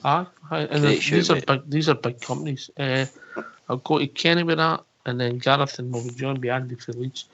Kenny? Hi guys. No, listen, fantastic points these have all made there. I think, you know, going forward, as any sort of business, you need these partners to come in, and I think, you know, this is a big season for Rangers, so having sponsorships on board can only be a good thing. I mean, I don't think Rangers history we've had these amount of sponsors in the back of the tops. Am I right in saying that? You know, I mean, I think the first one we had was Utilita at the back of the tops. And then that was last season, wasn't it? Was that last season? Yep. I think it was the first time, so to speak. So I'm right in saying that this is, well, I think I am. This is the first time we've had so many, sponsors on the tops. But it's a good thing. Good thing going forward, I believe. Mm-hmm. Gareth, before we go to Andy for Leeds, Gareth, you're 100%. If anybody wants to put money into Rangers and it's going to help the development of the stadium, players, you name it, then we'll take the money and we'll show their name. We'll show the company's names off, because that's a no-brainer in my eyes. If they want a back Rangers Football Club, then definitely. And if everything goes to plan with the development room, Ibrox and Edmondson House and all that comes and gets done, then even better. We'll make it the absolutely best stadium in Scotland or in the world if you have to be. Mm-hmm. I know they're looking at getting for Andy for Leeds. They're looking for getting Gray in one leg and Goose on the other one on the stalks. How we doing, Andy? No. Here we go. No bad to yourselves. You all keeping well, aye? Yeah. A good show tonight. I've just been listening there. Good show. Yeah, but you said it was rubbish last night, like. No, it was good last night. I was just getting. I was trying to read that encyclopedia it sent me, but I couldn't get past page 2 because it's all in German. But no, I think the further we get with a brand, the better it is for the club. I mean, for the last few years we've been getting nothing now. Then you have a pot of pissing, so that's got to be good for Rangers, right enough.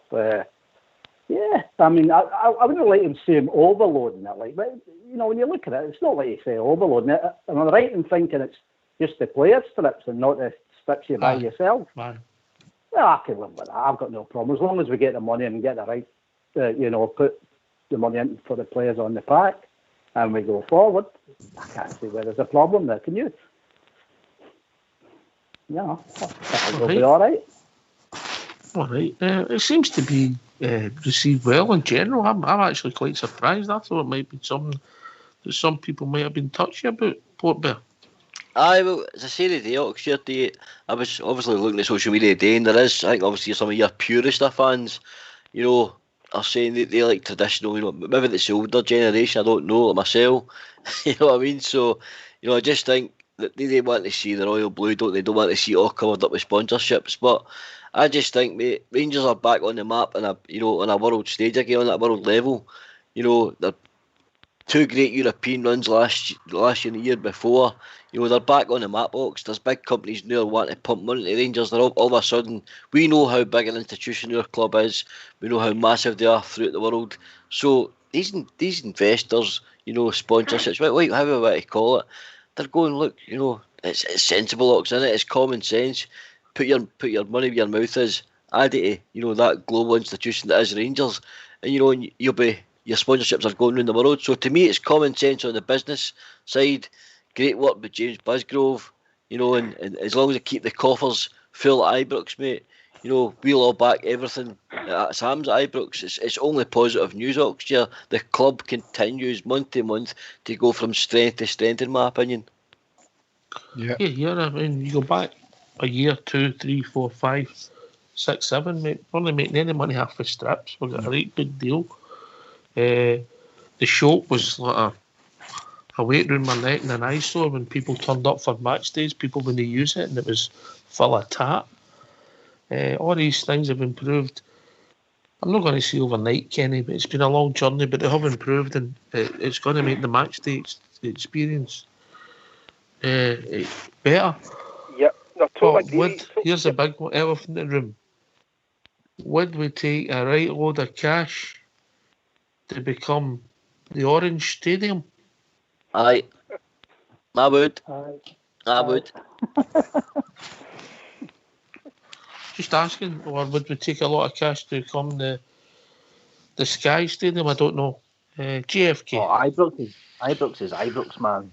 No, I know Ibrox. That's the Grail, isn't it? But it could still be called the Orange Ibrox Stadium. I wouldn't have went wrong with that, But going on to what Cash Store are doing that, I meant to say to you last night, I sent an email to Cash Store and I sent them a wee picture, and they're going to be doing luxury, obviously, merchandise for the start of the season. And Kenny, I think you spoke about what I'm going to say on your show and on Gers TV. I'd like to see them bring out the Rangers silk scarf again, and I think that's a luxury item. I've still got my silk scarf for 1968. It's a bit worn and faded, but I think things like that Cash Store will be good at, and I hope that's a luxury item. And I think that what Cash Store's doing is absolutely fantastic. Going back to the I don't think they'll bring out scarves, mate. I think your scarf, if that's the way you want to go, that should be my year's scarf, mate. Good idea. Possibly. But onto the name of the stadium. Look, I know there's purists out there saying no, it's got to be called Ibrox, but you could still include Ibrox in it. I certainly don't want it called Sky or anything like that. I'd be happy with the Cash Store Ibrox Stadium or something like that. But certainly no with Sky. I'm not happy about the way Sky's hijacked. I just use that as an example. No, I know. But on the strap. What about Greg's? Greg's? No, I'm not into that at all, mate. I don't like Greg's. It's rubbish club, mate. Guys, if you eat Greg's, no wonder you're as big as you are. I'll never catch up on you, but hey, now, fat lice matter too. Can I have a second? Yes, on you go, mate. Sorry, guys. I'm going to. The thing is, just when you touched on the merchandise, it's fantastic, that, but we've got Mike Ashes away, etc. But there's anniversaries coming up soon, and I think with Castore and Rangers as a business should be looking to really make a big thing of this. Obviously, they will because it's their anniversary. So, do you think that Rangers through time will maybe do what the other clubs have done throughout Britain, so to speak, and bring out an anniversary top? Oh, without a doubt, mate. Without a doubt, they'll have a special strip. That'll have 105 sponsors on it. No, but I think we'll definitely bring out a special strip. Listen, Oxdear, I think you just touched on it a minute ago regarding the name changing in the stadium. See, regardless what it's called, mate, if it's called, Castore, like Jimmy touched on here, stadium, in all Gers fans' eyes, it'll always be known as Ibrox. You're not going to turn around and say, I'm going to Castore this weekend to watch Rangers. Everybody's always going to call it Ibrox, and I'll be the same. So I don't care. If somebody's putting, I say, 100 million, 50 million to call it, Ibrox Stadium something else, Chevrolet or, whoever it may be, it's always Ibrox, mate. It's Ibrox. It's always going to be Ibrox. Nobody's ever going to call it anything else. It might say it on the wall, might say it on the roof of the stadium, but it's always going to be Ibrox. Mark, can I just jump in there, mate? So, my opinion on that whole thing, it would have to be something like 50 million for me. Aye. And I'll tell you the reason why. I've always felt a bit icky about this name-changing thing for Ibrox because I think that stadium's a memorial. Do you know what I mean? I really feel that very strongly, Mark. I really do. And if that's ever considered, it has got to be a huge amount of money, Mark. It really has to be something stupidly phenomenal that we. That's why I mentioned, mate. The figures I'm talking about. I'm the same as you, but it's always Ibrox to me, mate. No matter what they name it. Aye. Yeah, but as I say, it's a memorial to thousands and thousands of fans. That's the, and I think we've got to bear that in mind. Even though it's a great idea and it sounds like somebody comes in, like you say, 50 million. How do you knock that back? If a company wants to put their name in the stadium, we still have to bear it in mind that it's a memorial for us as well. You know what I mean? Bigger clubs than us have done it. Man United.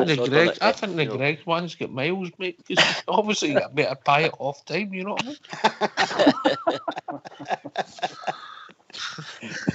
I mean? You just lowered the tone there. Unbelievable. I thought Jimmy I was bringing up something really pertinent. You know what I mean? And the steak bake man of the match today is. Oh, dearie me. The chicken pasty man of the match. What's your own thoughts, Oxia? What do you think? Mate?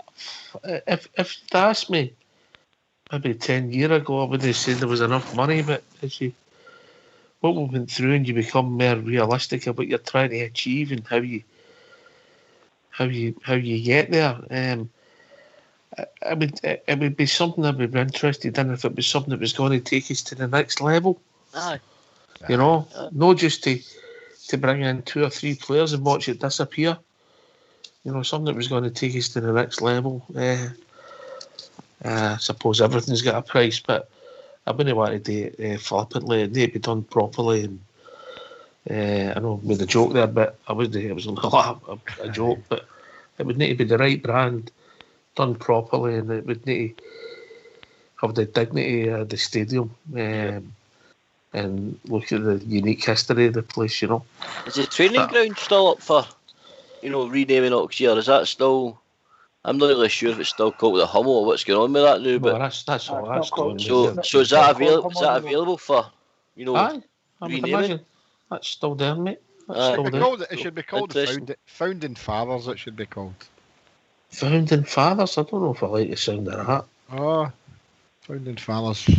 I'm just thinking on the revenue again, Jimmy. I'm just thinking money, mate. I know that, but I'm just thinking again another thing Rangers could get money out of, another place to rename. What about Founding Brothers? That sounds a wee bit better.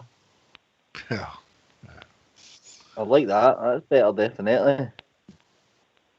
If you'd your wife Oxford, you'd call it Selena's Cafe. Oh, not at all, mate. Not at all. I think Castore, mate. You never know if this Right. Castore thing takes off. Aye. I think Castore's been mentioned, hasn't it? Aye. But we're in a good place, Kenny. We're in a good place, Kenny. Then Rudy. Totally. And it's exciting times. I mean, as you all touched on earlier on, it wasn't that long ago that, for example, sponsors weren't coming into Rangers, etc. So we're in a great place. And do you know something? The mainstream media hate this. They really do, because they can't. There's nothing negative to report about Rangers anymore. Exactly.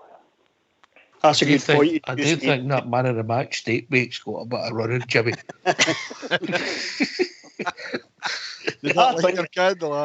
I think you've made a good point there, Kenny. Everything's going swimmingly at the moment. We're getting to a point now where we've had 2 great runs in European competition. Companies looking at Rangers that want to get involved with the brand again. That never happened for a long number of years there, and it's happening again now, and it's absolutely fantastic. As I say, James Bisgrove looks like he's really earning his salary. Everything's heading in the right direction. We've got a better team now than we did 2 seasons ago. The next thing's just that bit of silverware now, Ox, isn't it? Which we should have got last season, but that'll come. I don't doubt it'll come. But everything's going in the right direction, mate. Andy, we've came a long way in a short space of time, but there's one guy, it's a catalyst to all, it's the manager. He's a big part of our brand. Well, definitely, because it's all related through him, isn't it, really? On the Ibrox, I would like to see that stay where it is, to be honest with you. I think we've given up a lot of our traditions over the years, and I'd still like to see Ibrox stay the same. Look elsewhere to make the money, and I think they've got the people that can do that. On Gerrard and his guys and Castro and all that, definitely. Well, I mean, his brand, isn't it? And, his name's not all over, and once they start tapping Asia and all that, we should be okay, I think. I think we'll go forward that way. And if he can put a team on the track, then it will take off even bigger, won't it? Let's be honest. If we could just get that, not at all. I mean, if we could just get that first trophy, and for me, it's the League Cup. We must get that, because if we get that, it sets us up to go for 55. I think that title, it's left off, definitely, because I know there's no European spot with it. It's a winning feeling. Let's get a trophy and say, look, this is what it feels like, boys. Now we know what the end product is. Let's go and get the league. I think we must win that one. We've got to stop getting to semi-finals and finals and getting beat. I want to start winning now. I think we all do, but if we could just get that League Cup, I think it'll set us off. I ain't even bothered about Europe. Win a couple in Scotland. I don't think this year's League Cup finishes to 2025, but let it be said on here in New York, I would give up every trophy this year. Get knocked out of Europe before Christmas to win that league. I'll say it again, the rest is gravy to me. Give me 55. You're a gravy expert, aren't we? Yes, I'm that guy, mate. You're a Bisto kid, Mark. Yes. Bisto Bear, that's a new name. Bisto Bear. Tesco's finest brand, not even the good stuff. On a bit of ribeye. A nice bit of ribeye in your room. Bisto Bear, that's going to stick, isn't it? Bisto Bear. It's better than Bruno. Well, I'll tell you, Stardog, it showed a total lack of class, but that's another story, mate. Aye. Right, so we're moving. I don't pick up any negativity. I mean, I know that Andy's come in there. To raise 50 million, Andy, ain't easy, mate. In Scotland, but we've not got the deals, so it might be something that might come our way. I totally agree with that, but I'm an old traditionalist. I get it. What about if that 50 million, and I just plucked that out there, what about if that 50 million was to want to be used in developing the stadium? Would say put another 10,000 on the capacity when you're getting that money every week, then every fortnight, and it becomes that 50 million generates more cash. Would you accept that? That's a good point. I think you would have to, because it would get an extra 10,000 fella bears in there, so And if we all see the success that's coming that way, we're all going to enjoy it. But I still, with the traditions we've lost over the year, generally just leave us one thing. I mean, we've been battered pillar and post, but like you said, 50 million, it's big money, and we're in different times, modern times. So I suppose we're just going to have to accept what comes our way. I'd like to see it the way I want it to stay, and get the extra 10,000 on top of the crowd. But like you said, to do that, it's going to cost money. So you would possibly have to agree, wouldn't you? Yeah. I'm not saying that would happen, mate. I'm just throwing it out there as a scenario. Yeah, I think I would. Yeah. You're twisting my arm, like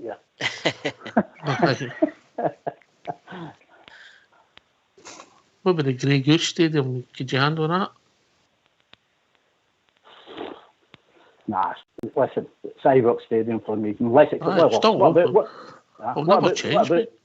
1690 Ibrox Stadium. I'll go for that, like enough. Like Alex ended Alex phone number. That's a good one, isn't it? Well, we'll see what happens. Interesting times and some real positives. Right, I just want your thoughts on the Castore. I'll be really honest with you. I'll go in the panel, start with Kenny.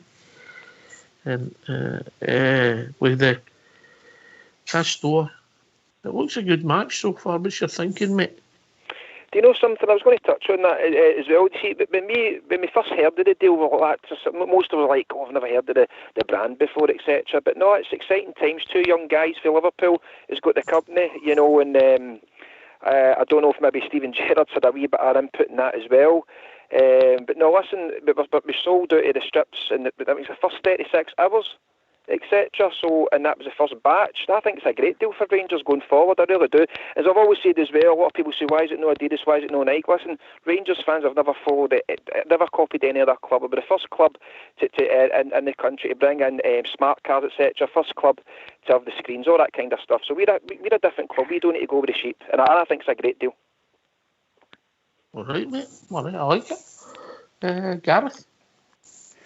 It's a brilliant deal. I don't know much about Castore, but I've done a wee bit of history behind it, looked into it, and I think it's a brilliant deal. Can I just quickly ask the panel if it's all right with something? Well, hi, don't make it too hard. Have you seen them? No, just when you're saying about the branding and all that, do you honestly think that the reason behind the companies wanting to throw money at Rangers and help and get? Do you honestly think that's because of Steven Gerrard, or is it because just Rangers in general? I think it's a factor, mate. I think there's a Gerrard factor, mate. Yes. Yeah. Rangers are a big brand, but Gerrard's improved their brand, in my opinion. JFK? Yeah, definitely. I've said this many times. I see a very big similarity between what's happening now and what happened when Graham Souness came to Ibrox. The players that we managed to bring in and the money that we were, some of the money we spent, we didn't know that we were getting what we were getting, but I would say that it's probably 50-50, I would say, between the status of the club and the status of Steven Gerrard. And I say that's for me, it's just like a Graham Souness scenario again. Big hitter coming to Rangers, definitely. Rudy Bear, then Stardust. As far as Castore, the deal with Castore's concerned, I think this could be an absolutely fantastic deal for us all. They really do. I like the company. In all honesty, didn't know anything about them until this all came about. But having looked at it quite thoroughly since then, two young guys starting up their own company, and I think they'll work really well with Rangers. We're the only club they work with. So Rangers are the first foray into the football market. They can concentrate, they can work with us. And I've heard the boys interview, Tom Behan, I've heard his interviews, I've watched I've read all his interviews and everything. He speaks really well. He's totally excited about the whole thing. He's talking about the deal could be worth every season between 5 and 9 million, depending on how much kit, the Rangers support buy. And let's be honest about it, Rangers support will buy a lot of kit. They always have done. 50,000, as Kenny was saying, 50,000 jerseys in the first 36 hours. That was phenomenal. That must have really took them aback. So I'm really excited about the deal. You know, as I said, they're only working with us. They're not working with anybody else. And as far as Stevie G's concerned, listen, the guy's a brand all of his own. So he's a worldwide name. He was a world-class footballer in his day. He's now a young manager trying to make his way in management circles. And he's doing a relatively good job at the moment. We just need that first bit of silverware. But between him and Rangers, it's a wee bit 50-50, I think, as far as clubs bringing sponsorship into Rangers. You know, it's a wee bit of both, I think, Ox. But the Castore thing I really like very, very, very, very much indeed. Stardog, you're a young man about town. Gerrard's a big brand on his own, isn't he? He's a global brand, mate. Let's be honest. He's absolutely massive. You know, in terms of Rangers as a club, you know, we're always there, mate. We're always there worldwide. But to catch on the way we've caught on the past couple of years, mate, and to see the things he's done, even you know the staff, the players he's brought in, just the full turnaround of the club, mate. You know, we're globally grown now, and it is a lot to do with him. You know, he's pushing a lot of things himself. He's got a great relationship with the background staff as well that are out there pushing things. The boys for Castore, mate, they're good young businessmen. They seem to talk a lot of sense. They've got the club's best interests at heart, which is really all you can ask for as well, mate. They're looking to help grow and expand the club as well. But Steven Gerrard, mate, has been absolutely phenomenal for us and what he's done and what he's achieved. In the short space of time he's been here, mate, let's not be kidded. You know, there's been a big overhaul in both seasons of players, and we're starting to get that right mix now. And I think we're just a couple of players shy, mate, but we'll get there. And he definitely has turned us round massively, mate. There's a different attitude, there's a different aura going about the full football club now, mate, and it's mainly down to Steven Gerrard and the standards he's set as a manager at the club. All right, mate, well said. Kenny? No, listen, just what most of you have said there, I agree there with the Steven Gerrard, a big pull thing. I mean, you know, if companies are going to come in and sponsor Rangers, etc., they're going to look at, you know, things like players and management. Steven Gerrard, big name. And I think going forward as well, as one he's touched on earlier on, the Castore guys, they must have been shocked. I mean, I knew they would have knew there was going to be a big response to the strip, so to speak. But I think they've probably said to themselves, well, this club's bigger than we first thought. You know, the demand for the strips was outstanding. The quality of the strips as well. Jermaine Defoe came out in the media and he says, listen, I've worn many of tops, and he's played for a lot of clubs. And he said, the quality of this top's absolutely phenomenal. So if the players feel good, it's only a good thing on for the morale on the park. I've got to be honest, you mean JFK have said they're a bit snug. Yeah. Aye. Yeah, hope they do socks.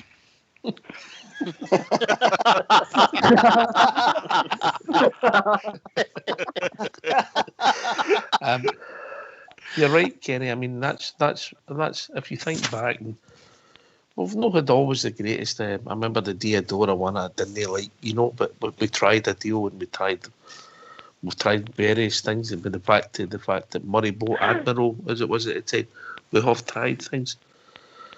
I think if this is quality, the fans will buy into it. And the judge of that might be the parents, particularly the mothers, when they get the kids strips and it washes and it stays as good as new. That'll be the sign of the quality to help them buy even more gear, rather than if the badge comes off and, you know, all the things we had in the not too distant past. Saturday's going to be interesting when the shop opens. Aye. That will be interesting. So I'm into it like a dog eating beetroot, mate. I'll be there. The boys touched on it themselves, Oxford. The boys said that it was their first, dipping their toe into the market or getting into the football world. But they were ambitious enough to say, Rangers might be the stepping stone to, go into other football teams throughout Europe, mate. So for me, it's a lot of ambition for them young guys to take that on. Fair play to them. They've started off with a massive club in world football just to start with. They've probably been shot with demand, and they better get their their factories up and running. They probably need more factories, and they've probably got new to supply, mate, because the way Rangers fans are, you make, we buy. So the supply will always be in, mate. If they supply them, we'll buy them. And that's only good for Rangers' revenue and obviously Castore's revenue. So fair play to young guys. What did you say? We supply them? We buy. You supply them. We buy them. You supply, we'll buy. Aye. Oh, write that one, didn't we?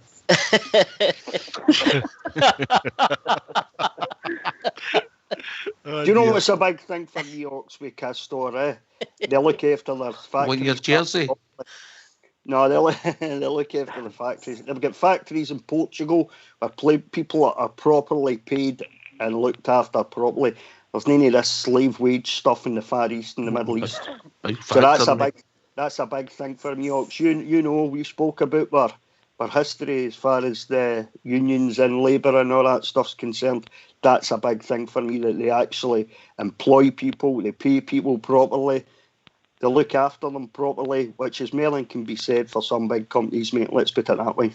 Well, fair comment, mate. Do you know something? I don't know if the Saturday idea with the match being at 12:30 was ideal. They might have been better looking than that and making than that Sunday. Just an observation. It's the 6th stop. Is it the 6th now? Is it the 4th? Have they moved it, aye? Right, I thought it was a Saturday, Fox. I thought they opened it Saturday. I think I read that they moved it, like. All right, okay. They've opened it on the day of the Bayer Leverkusen game. That's Thursday then. I mean Thursday. Aye, they're doing it Thursday, okay. aye, definitely. All right. Yeah. All right, that'll be mobbed. There'll be a lot of others getting dragged out to the school holidays with the Waynes. And JFK, of course. I'll need my big bag with me, mate. That's just for one tap, I know. And also, let's be honest about it. It's going to improve the match day experience. How sad was it for us all to go there and nobody would go in the shop? We couldn't buy stuff. Kids were getting to their first game and they couldn't go into the shop. It was sad. It's part of the experience, Teox, isn't it? It's part of the experience, taking the Waynes up, you know, getting up a bit early, getting into the shop, getting your merchandise, you know, getting your wee bite to eat before you get to the stadium with the Waynes are at. It's definitely part of the experience for me. It's all part of it, you know, and it's revenue at the club. You know, we lost it in millions of pounds of revenue. Somebody's just messaged me. Will you be able to buy tyres? Will you be able to buy tyres in the shop?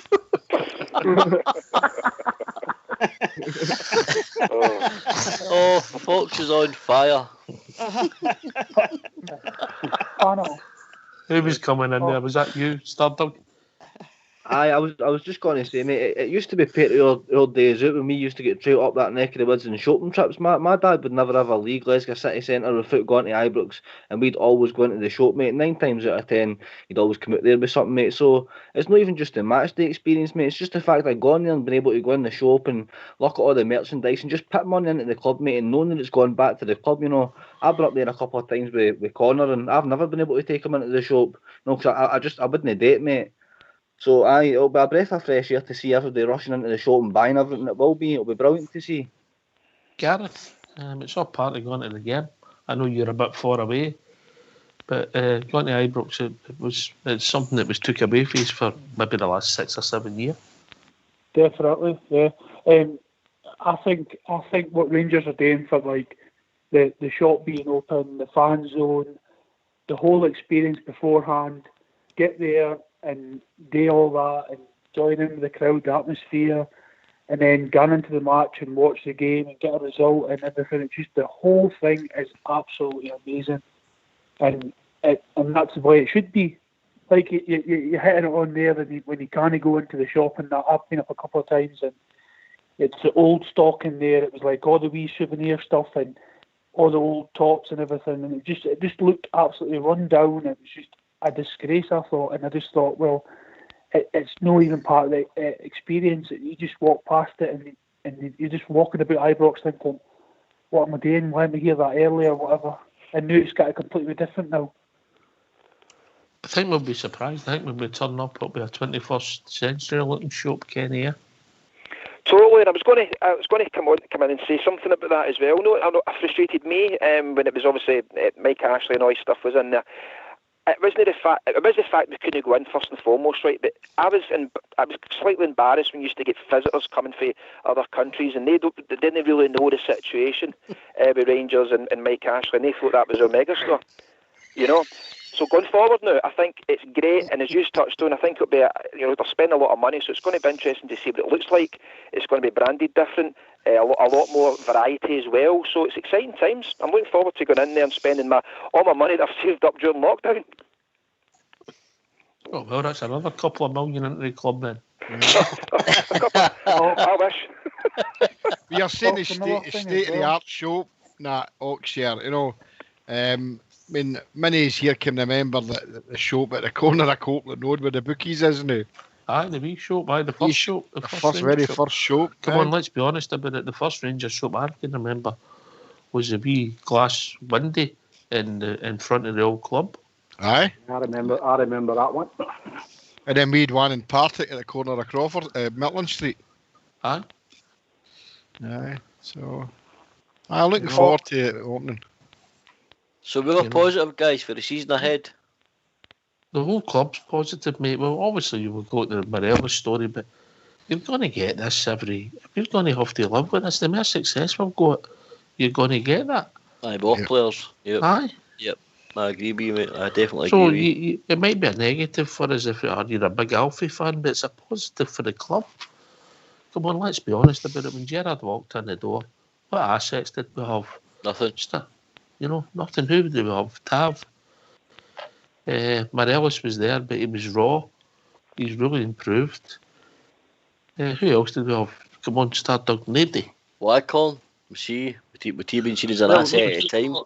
He went for $500,000, mate, I said that last night. Oxford, I only really kept Ryan Jack, Alfredo Morelos, and Tavernier.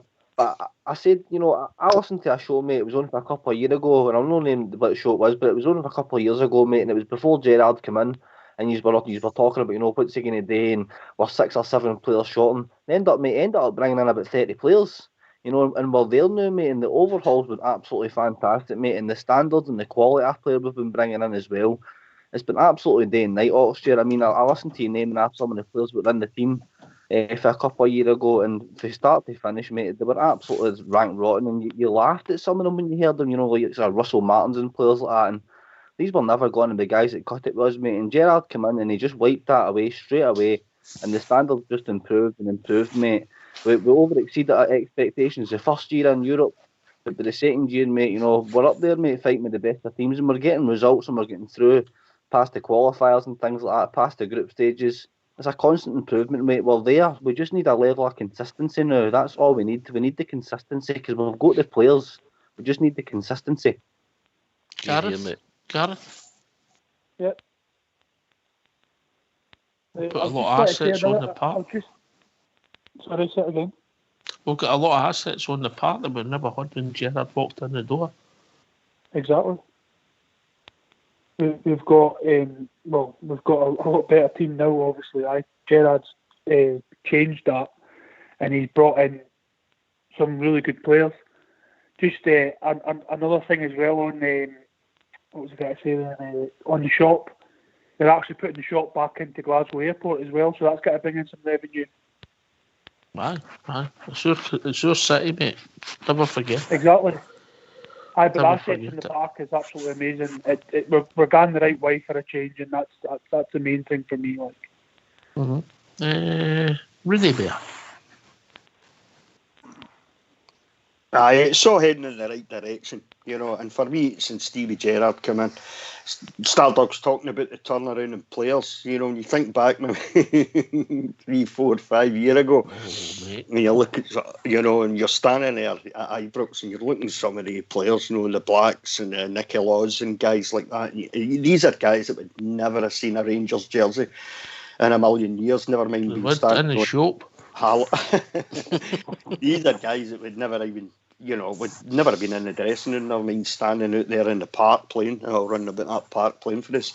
So it's been a huge turnaround. I mean, my son-in-law, as far as the shop's concerned, took my wee granddaughter over when she was 3-year-old for her 3rd birthday. We took her for a wee walk round about, and we couldn't even get into the shop to buy her something, me and my son-in-law. The twos were itching to buy her some gear and buy her stuff, and we couldn't do it. We just didn't have it. It must have been like bullseye. Here's what you could have won. Well, I'm starting to look, you know, so much, you've got a wallet full of money and we were just wanting to buy our stuff and we couldn't do it. We were just going to bring ourselves to do it. So, you know, as soon as that show opens, I'll be out there like nobody's business. You know, I've got some money I can spend. Like Kenny was saying, since the lockdown, I've saved a bit of money. I haven't been to the boozer, or the boozers have been shut and everything. So I've got a wee bit of money to spend, you know. I'll be out there like a shot. My grandkid. I'll tell you what, this could be some night out when we go on it. Right, is the shop going to be open every day, lads? Aye. Yep, hopefully. Andy Phillips will be shut. Christmas Day will be shut. Andy? I just wasn't sure if it was match day or not. Or no, it's open, mate. It's going to be open. Cool. Right. Come on, Andy.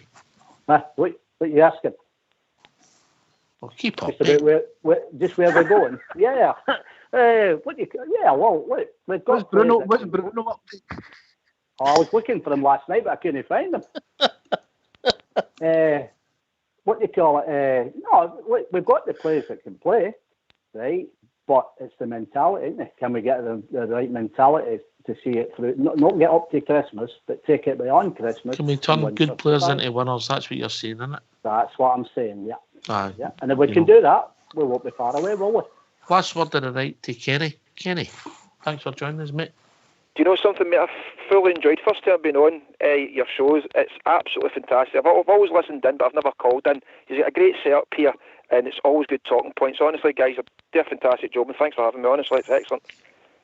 Anytime you like it, you're more than welcome, along with other boys, Gareth, Robert, who called in, Andy for Leeds. Always a good laugh. You do a great job. You do a great job, and just before you wrap things up, I know you're going to wrap things up soon, I think. I just want to say to everybody, let's support our own, like see yourselves, and other Rangers platforms, because the mainstream media are never going to do us any favour. You're here, Kenny. Well said, mate. Well said. Anybody's welcome on here to talk about any Rangers platforms, mate. We don't have a problem. And remember, if you're on Twitter, when's your show on again, Kenny? We're on tomorrow night at 10:30. So just I think you're on at 11 o'clock each night. So we're on at 10:30 onwards. So it's just good to support all that's sorts a bit of Rangers. dodgy, mate. We throw all the drunks out about 10:30. You know, that's what it's like. That's what it's like sometimes, because you get that. They'll come over, they'll be listening to you guys, and they'll listen. A lot of people's come on here for Rangers Radio and us. How's all doing tonight? And it's just like. That's what it's like. It's like you put a pub somewhere and gone up to the nightclub up the road. It's brilliant. You can't beat it though. The banner's brilliant on both shows. Kenny, I tell you one thing, you don't want to get a cop and dance with some of the millions of oxteers on top. Listen, that beer's got a lot to answer for. Oh, you better believe it.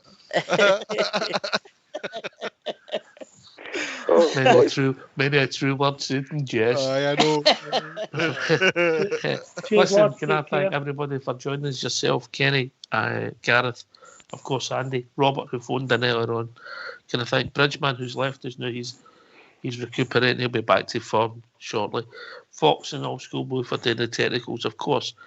JFK, Port Bear, Rudy Bear, and the one and only Stardom. This has been Rangers Radio. Thanks for listening.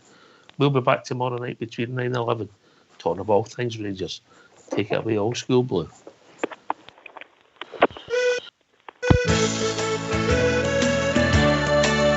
Oh, every other Saturday, my half day up, and it's up to the match I go.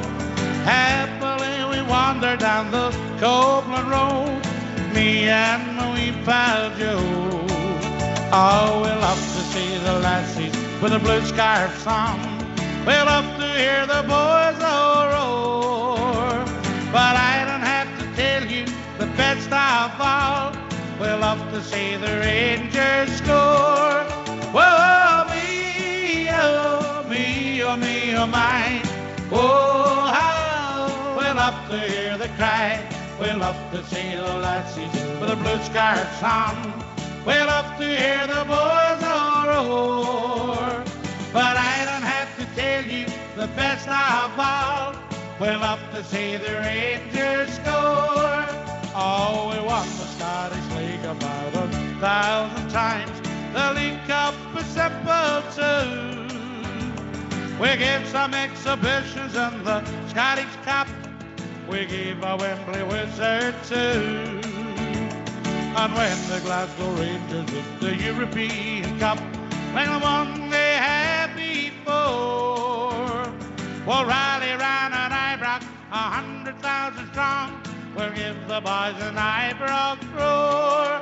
Whoa, me, oh, me, oh, me, oh, my. Oh, how we'll love to hear the cry. We'll love to see the lassies with a blue scarves on. We'll love to hear the boys roar. But I don't have to tell you the best of all. We'll love to see the Rangers score.